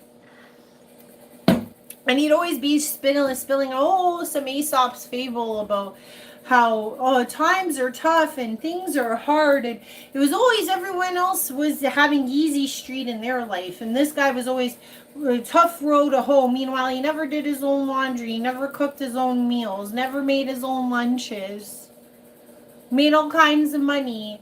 And then, basically was catered to all the fucking time. Oh, woe is you. You know what I mean?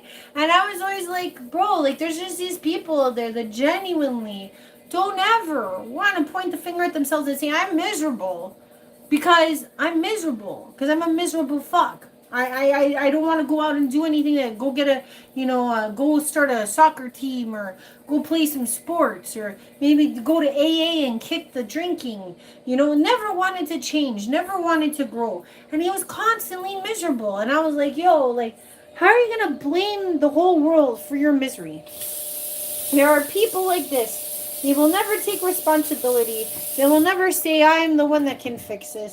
They will never say, they will just spend their whole lives scapegoating the world, blaming the world for their uncertainty and their misery. And it's a sad place to be because I realistically have no idea why or how persons even exist like that, because I was never like that. I honestly I always took the blame for everything. I really did. Because I was like, I'm not here in this life. No one else has a gun to my head. You know what I mean? Like a proverbial gun to my head. I'm the one who controls my own life. I'm the one who makes my own destiny. Like, how powerless of a position do you have to be in to feel like you have no say in your happiness? It's kind of messed up. But that's how I used to feel with happiness haters or people that just genuinely couldn't do anything for themselves. It always was like, oh, okay, everyone else. You. And I tell you. How? Sorry, I just went off. Yeah, I've been practicing my singing. That's the next road I go down. But anyways, I'm just trying to say, I don't know how people can spend their whole lives making everybody else their problem. I really don't. I was never like that because I feel like I'm in control of my life, just like you're in control of your life. We honestly have a role, and how can we blame everybody for something that is only in our control? And then you go tell people like this, and I don't want to call them narcissists, but if you go try to tell a narcissist that it's their fault, God, good luck. They will never believe you. Never. They will never believe that you're telling the truth. Ever. But, hey, some of us have to go through narcissists. Like, I'll be honest, some of us do. Because we need to learn self-worth exercises in life. I've learned that. The Lord has shown me that. That I honestly must have had, I don't even know how many narcissists in my life. And it was solely so that I could learn self-worth. Yeah, sorry, I'm just throwing away my green bin. I don't know if you guys have green bins. I imagine you guys do in different parts of the world. Hold on, let me just grab a bag for it.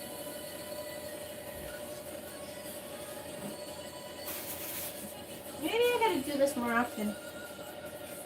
I don't know, just to like let go a bit. I spend a lot of time. I honestly think that this soup is gonna be fantastic once it's done. I'm just about to do the egg rolls, the wontons for the soup. So that's going to be interesting. I know this has been a long live. I've never done a live this long. I think the only other time I did is when I grouted my tiles. But I honestly feel like people need to see different cooking styles and talk about love and joy and peace and sorrow and all the things that make us human. It is what it is. What else is there in life but to deal with our problems and to help each other deal with problems? It's a part of life that a lot of people don't want to talk about, but we need to talk about because we're all struggling in every day to day just with simple things, let alone what's really important, which is ultimately how do we change the world that we see here? And I mean, if we can't even help change ourselves, then how are we going to change anything going on out there? Like, just being real. You guys, everybody's always complaining about like, oh, all these crazy things that are going on in the world. So is true. We've got a lot of crazy shit going on in the world. We are in a state of existence that I have never seen in my lifetime. And I honestly, I asked my family members, I asked everybody, have you ever seen some crazy shit like this in your lifetime? And their answer is no. Sorry, this is just my utility room. Sorry, guys. Just grabbing a bag, another bag for my... But it's just like, if we don't fix ourselves, then we never get anywhere. We really don't. Because realistically, all we can do is control ourselves. That's it. We can't control anyone else. I really wish that wasn't the truth. I wish we could fix everybody. I wish we could fix all of our bad partners. I wish we could fix all of our bad parents. I wish we could fix everything that is wrong in the world with a wand. But that's not true. The truth is that all we can do is fix ourselves one by one by one. And then the more we stand up for, like I said, in our own community against the injustices, so forth, within our own lives, turns into our own avenues and our own communities, and then we start to gain momentum, and then it starts to become more global because we don't have any fear of going up against those within ourselves and in our own community. Because if you can't even stand up to the people in your own life that are harming you and bullying you, how are you going to stand up to those that are trying to be bullies of the world? It's kind of like like I said, it's a macro micro thing. You can only try to go against, the evil that stands in our world by dealing with the evil persons and the evil things in your own life. Because once you can master those things, then you can go bigger and bigger and bigger. The micro will eventually become macro. People always think that it has to start so largely, but if you just start to stand up for the little injustices in your own life and so forth, you would see how big of a difference it makes for others. Because you never know who you inspire. You never know who gets inspired by you. You never know. Like, I don't know if I inspire anyone. People tell me I inspire them, and I'm always so grateful. And I'm inspired by other people too.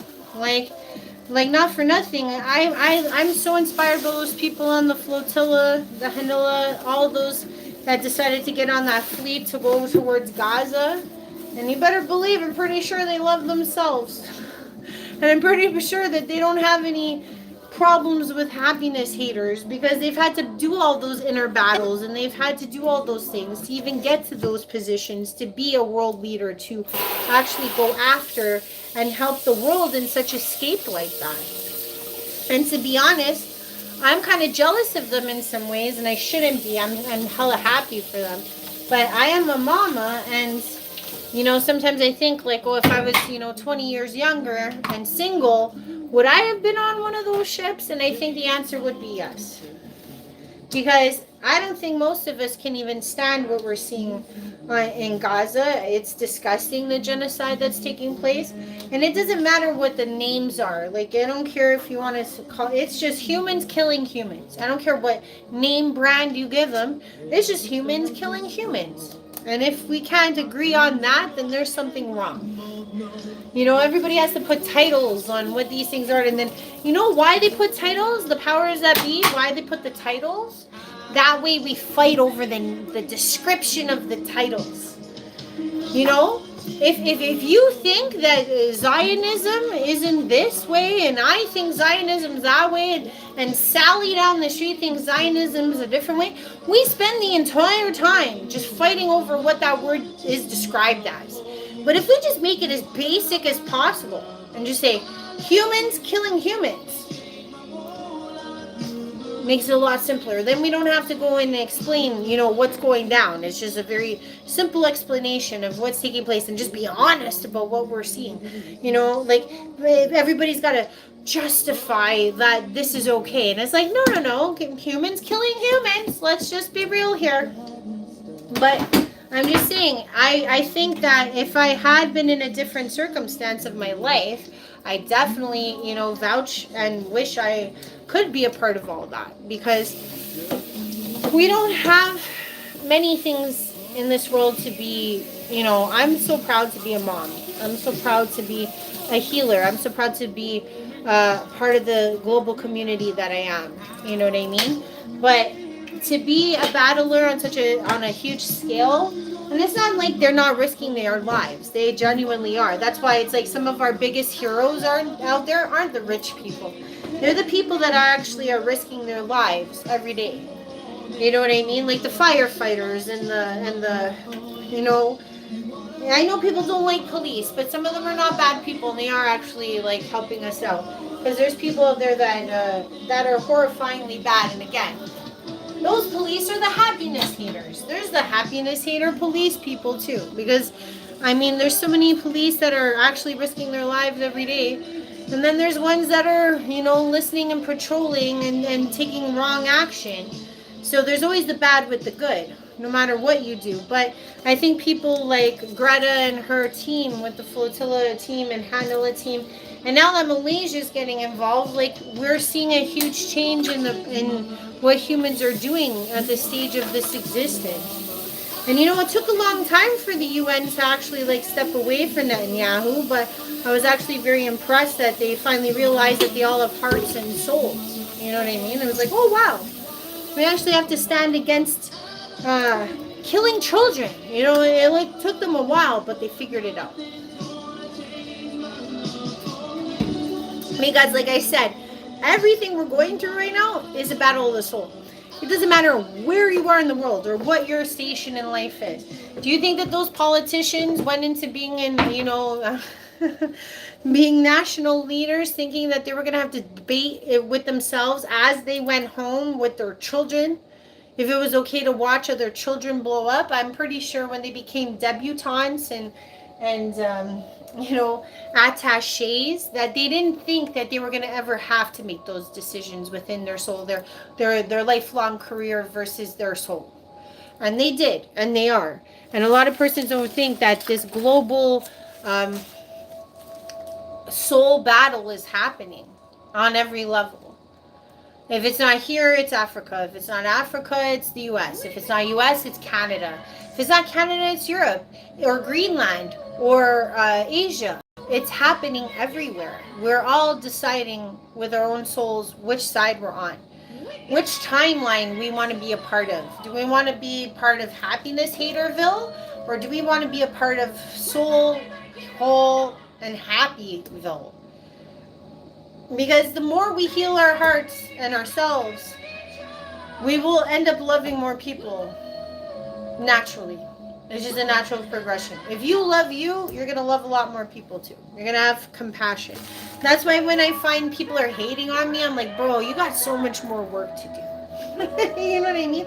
If you're spending your time calling me fake and coming after me, you got a lot of work to do. You know what I mean? And I'm like, hey, I'm power to you. You know, I hope you do the work. I hope you find the thrills in your life that make you feel whole. But at the same time, you got to understand, if you're coming at people, it's because there's something dysfunctionally not going on okay with you. And if you can be honest with yourself, then you can find that little hole, like I was telling you guys about the Swiss cheese in your own boat. When you find the Swiss cheese in your own boat, you're off to the races, because you start plugging every single one of those pieces of Swiss cheese that you got going on in your own boat. Because it's like, it's so true. We all have these little prick holes everywhere in ourselves. Like I said, I think I'm on alphabet letter S or T. You know what I mean? Because I still feel like I've got so much to fix. But I'm telling you, the more I fix, the more high I get. So, if you are still following me for the soup, where are we at? Okay. So, I've made my broth. As you can see here, it's a nice dark brown color. I'm taking out my bones. Okay.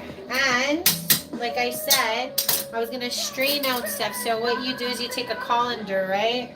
And you just start swimming in it. And you start picking stuff out.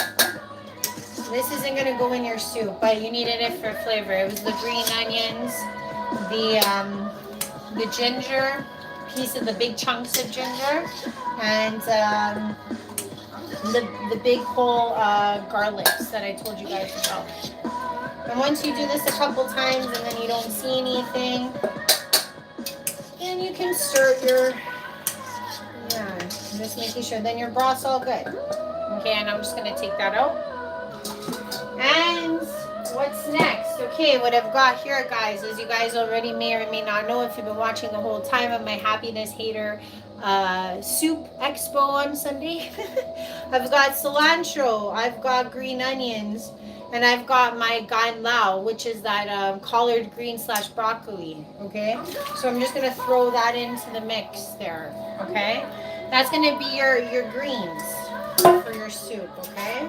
So you're just going to plug those down. They're just going to go through the broth. They're going to probably take about 15 minutes to cook through. And what you do want to do at this time is you want to taste it. Okay? You want to taste it for salt. So, like I said, soy. Try to do most of your salting when you're doing an Asian soup like this with your soy versus using regular salt. Just because it adds more flavor and you get the salt to boot. So, I'm just going to do that again. And you don't want to over salt because you're also going to be adding the dumplings that are also going to have some salt in them too. So just always be mindful of your salt impact, because as you do the layers of whatever you're making, you want to layer it, salt it in every layer. So we're getting to the P's and Q's of the situation. All right, so since we've done all this, we're going to get to rolling our dumplings. Woo! Okay, we got the egg rolls like I told you. And I've cut up some cilantro for just, you know, some nice greenery in our mix. Okay, so we've got here, like I've done before, the chestnuts, the pork, right? And the garlic. There was ginger, but that's what we got going on over here. So, give me a second. Let me go, 'cause you make me feel. I'm gonna set this down, and then I'm just gonna sprinkle in the cilantro, just for some color, because when you put in the dumplings, and if you want to add the rest, put it in the soup, go right ahead. You can't go wrong with greens, okay? You just can't. And I like to do cleanup as I go, but because I'm in front of this camera, I'll just line everything up that I would be cleaning with.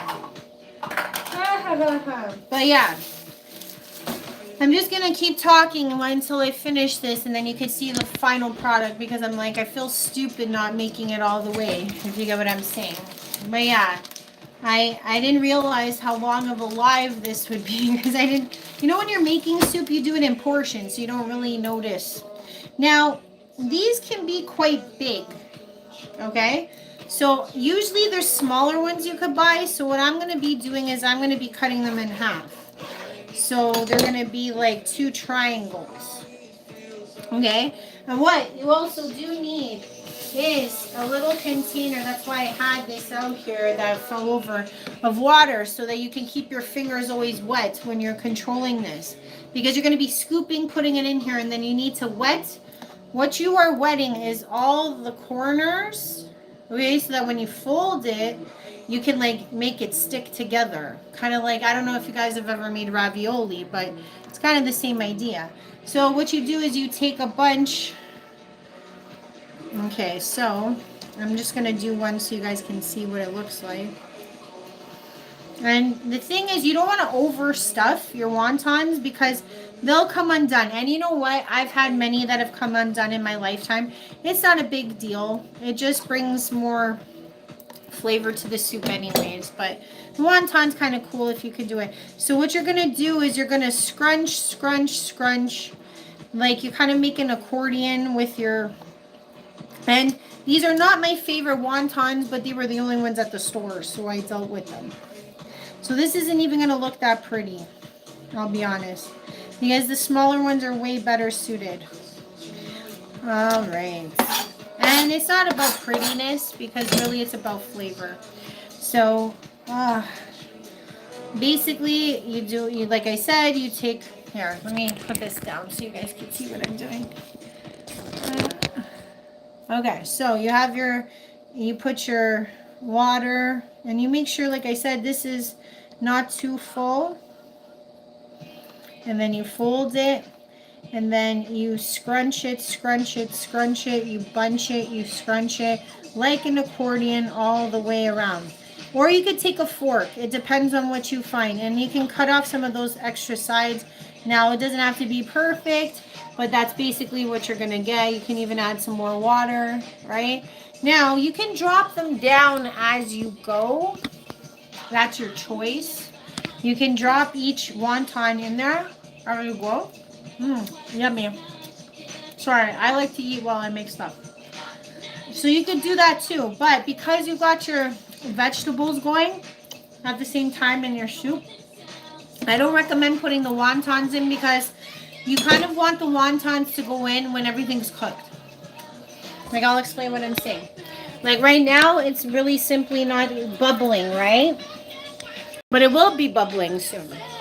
So if it is bubbling, you'll find that your wontons may fall apart faster when it's all bubbling. So I would say let those vegetables cook down for about 10 to 15. Keep your wontons on the side. They're not going to go bad. There's nothing that's going to happen to them. And once you're done with all your wontons and you think that those greens are cooked and the water starts to calm down, let's say you turn it on low then. You wouldn't have it on high to cook them anymore. Or you could even turn them off. Because you have to remember, your meat and everything's already cooked, and these wontons themselves, the actual wrappers, take no time to cook. So my suggestion to you is to not put them in boiling tumultuous water. You would just put them in, like I said, you would put them in at the end when everything's already said and done. So I'm just, like I said, I'm just putting in the little excrements of the walnut pork. And like I said, you could do whatever rendition. If you want to do it with veggies, you can. If you are going to do, and I suggested the chestnuts because they give a good flavor profile. But let's say you're doing vegetables. I would try to stick more so to, like, let's say bean sprouts or bok choy or Napa cabbage, things of that persuasion, just because of what you're trying to carrots, broccoli, things that you would find in a stir fry, because those or even shiitake mushrooms, enki mushrooms, you could use those too if you're going for a vegetable version of this. Okay, because I know how I feel so whacked out that I'm like literally like, oh, here, I'm teaching you how to cook, and I'm talking about how to be, self-reliant in your self-esteem. Oh, man. But you know what? I do stuff like this just to feel like, normal sometimes. So I have so much to say, and I got so much to cook today. So I was like, do I really want to deprive myself of both? Because I usually make soup every Sunday. I make soups and salads, and I prep all kinds of stuff. Like, after this, I'm going to make a mulligatawny. I'm not going to keep you guys on for it. And then I am going to make dinner. And I'm going to start up my son's lunches for next week. Our missus cook on the Sunday. I'm never going to get it, never going to. But I hope you enjoy learning how to make pork, walnuts, wonton soup. And I enjoyed my time with you guys too. It was fun at the beginning when there was people on. I had some people on for some of the time, and then I lost them. And that's sad. I'd like to have, I don't even know what I would say for all this. I mean, that's why I wish I had the banter going back and forth, because if people have questions, about like what they're going through, it helps me to keep the conversation going. Because you know how hard it is to talk for 2 hours straight? Plus unscripted. Like, I don't have a script. This is all on the fly. This is all from mi cabeza. From mi testa duro. You know what I'm saying? Like, I'm taking all of this from my head. Because I want us all to win in our lives. I gotta stop eating this wonton stuff, but it's so yummy. I love wonton. Oh my god. Yeah. But yeah, so every Sunday, this is what I do. I make soup, salad, dinner.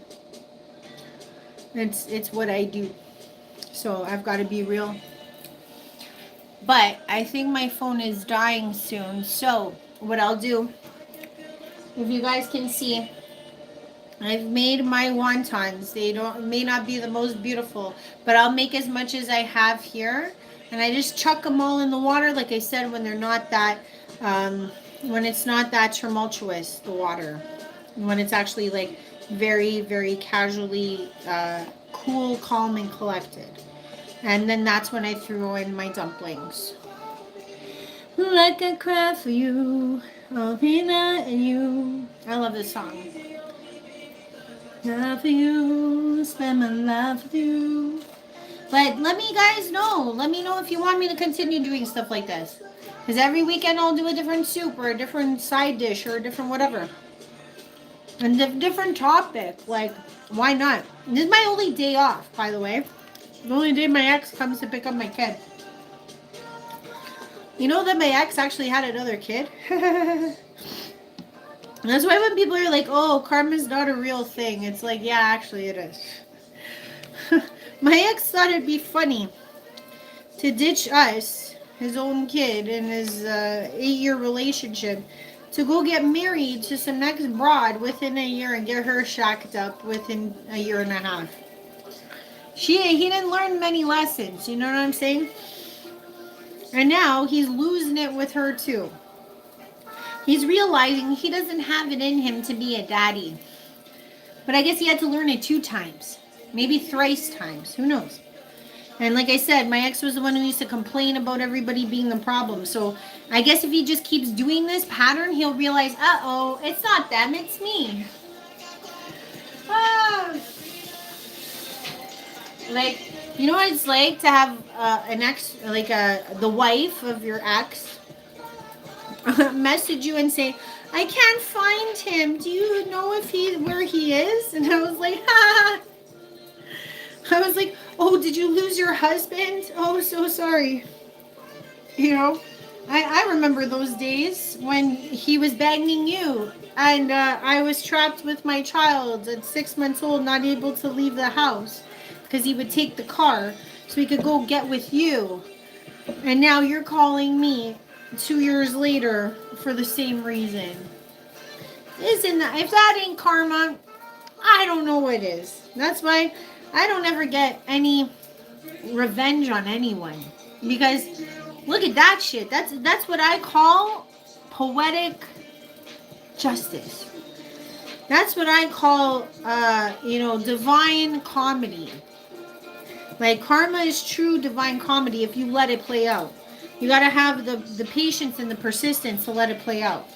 Because when somebody wrongs you to that degree, let's say, you know, God doesn't really look kindly to those that injure children or, yeah, so I'm pretty sure the karma that children killers and children leavers and children squanderers or anyone who harms children in any degree, the Creator does not look kindly on that. So please know that whatever's going down with all of these Zionists, etc., please know that they are going to get theirs. That's why, you know, we can do everything we can in a peaceful and loving way, because there's no point in starting another war because of a war that never ever solves anything. Okay, more violence does not stop violence. And when we start realizing that truth, like, you know what, men have been, I'm sorry to say it's men, but it has, because we don't have any real women leaders as of yet. We only have the Mexican president right now, who's really shining, by the way.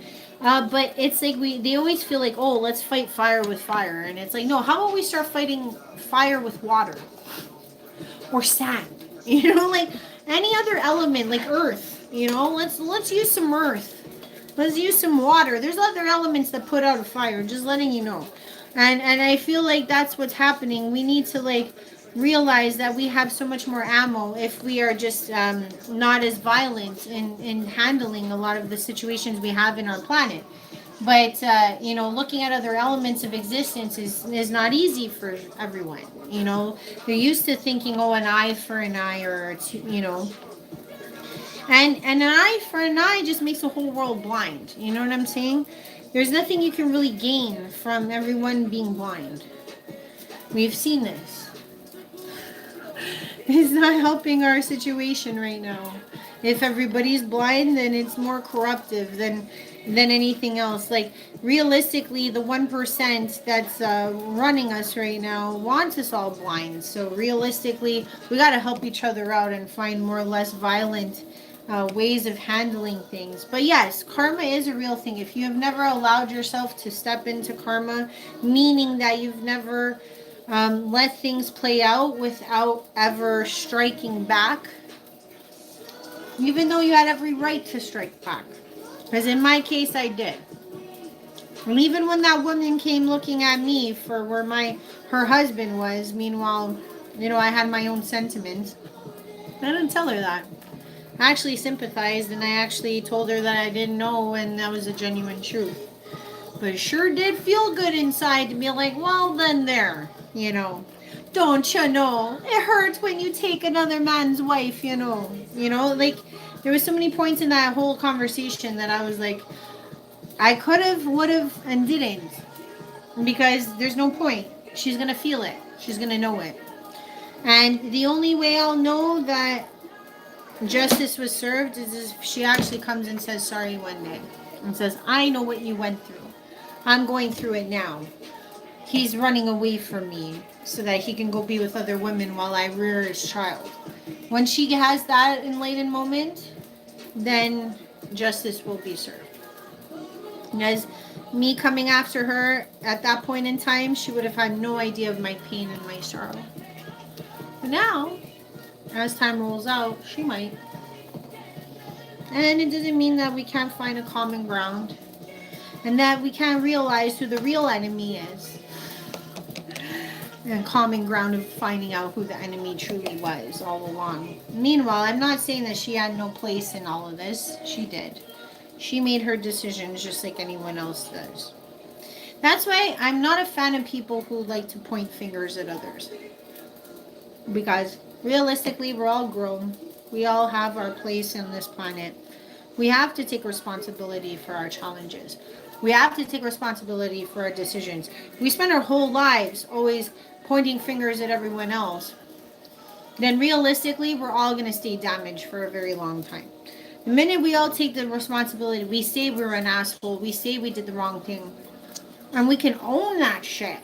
You know what I mean? We can own that we were an asshole. We can own that we did the wrong thing.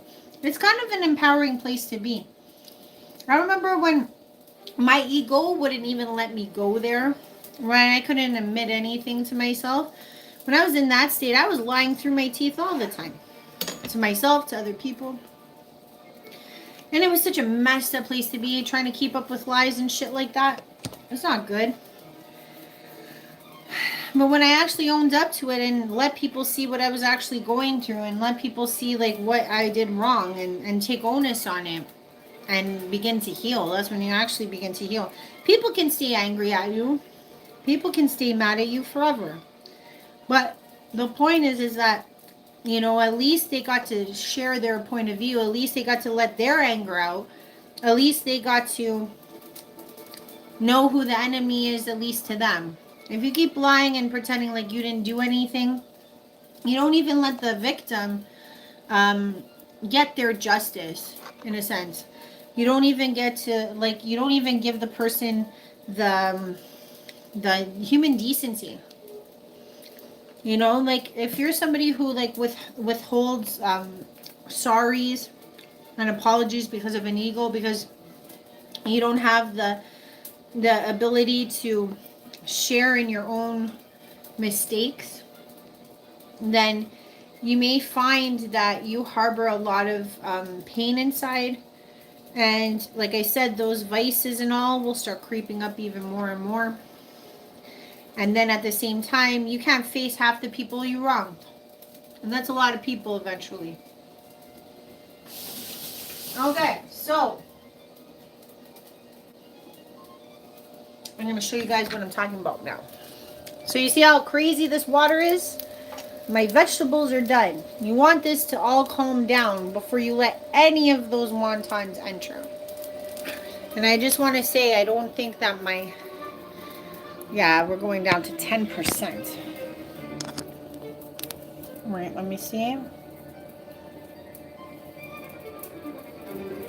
Wow. My ex is already on his way back. Can handle only 5 hours with my son. I take care of this kid 24/7, you know what I'm saying? And I get 5 hours every Sunday. It's better than a kick in the teeth, you know? Should have seen where we were 2 years ago. He was across the water in another country. So I can't really complain. So we're getting there, guys. I'm almost done. Right, I refuse to get off of this until you see the full product. So I didn't do all of it for the purposes of the live, but as you can see, I've got all my dumplings here.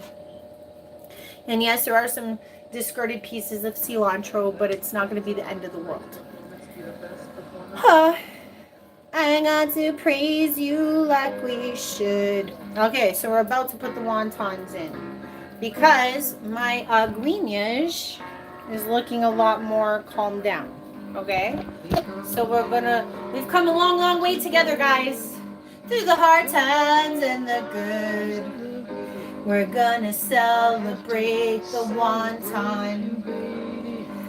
We're gonna pray like I should. So you gently put these things in. You don't want to flagrantly put them in. That's not going to help you out. You don't want to be doing them things, you know. Because realistically, you want them to be delicately placed in the broth. Because if it goes into the violent water, you're most likely going to break down all of your wontons. And you don't want that. And like I told you before, the meat and everything's already cooked. So you don't got to like violently cook these bad boys, okay? You can easily just like pillows of goodness, just drop them gently into the broth. Okay? And as you do that, because this water was already steaming hot, it's going to already steam the wontons. So you don't need to overthink this too much. So I'm just putting all my pillows of goodness into the yummy, tasty broth. And they were already salted within. So you got more salt in these wontons. So just remember that. So, I feel one of the pockets is not securely fastened. So I desperately don't want to put that in. You want to make sure all of your wonton is fastened. It doesn't have to be beautiful. Like I said, these are not my favorite wonton packages, but they will do the trick. So, I have dropped all my wontons in. Ta-da! Now, what it will look like is this. So you will see, as they start to cook, they will start to raise to the top. So you don't even need to know if they're cooked. Because as they raise to the top, when they rise to the top, they're cooked. There's a clear indication that they're cooked. And that works for everything. Even when you're deep frying stuff. When you're deep frying chicken or whatnot, when you see that shit rise to the top, it's cooked. So that's just a cooking note to you. So, I hope you've loved and loved and loved and loved life. Sharing with me my crazy pork and chestnut wonton extraordinaire. But I had fun, guys. Maybe I should do this every Sunday. Let me know. Leave me a comment. Sometimes I just want to kick it. You know what I'm saying? I get bored. I every Sunday I'm doing like a million cooking extraordinaires, you know what I mean? But we could always pick a topic and talk about something, and I would really love if I had some peeps on this thing, because if you come talk to me, then we got something to talk about, and then you know what I'm saying, it gets a little more interesting. Just saying. Because if you come up with your side of things, then I can see where you guys are at, and then you guys give me ideas.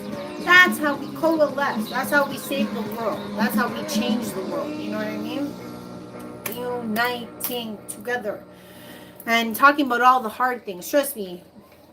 Like, another reason why I wasn't coming on the live so much, and I'll be honest, is because there used to be a lot of lovely folk that were like always worried about me keeping my clothes on. So I'm going to let you guys go. Love you lots. Have a wonderful, wonderful rest of your Sunday. Got you next time. Bye for now.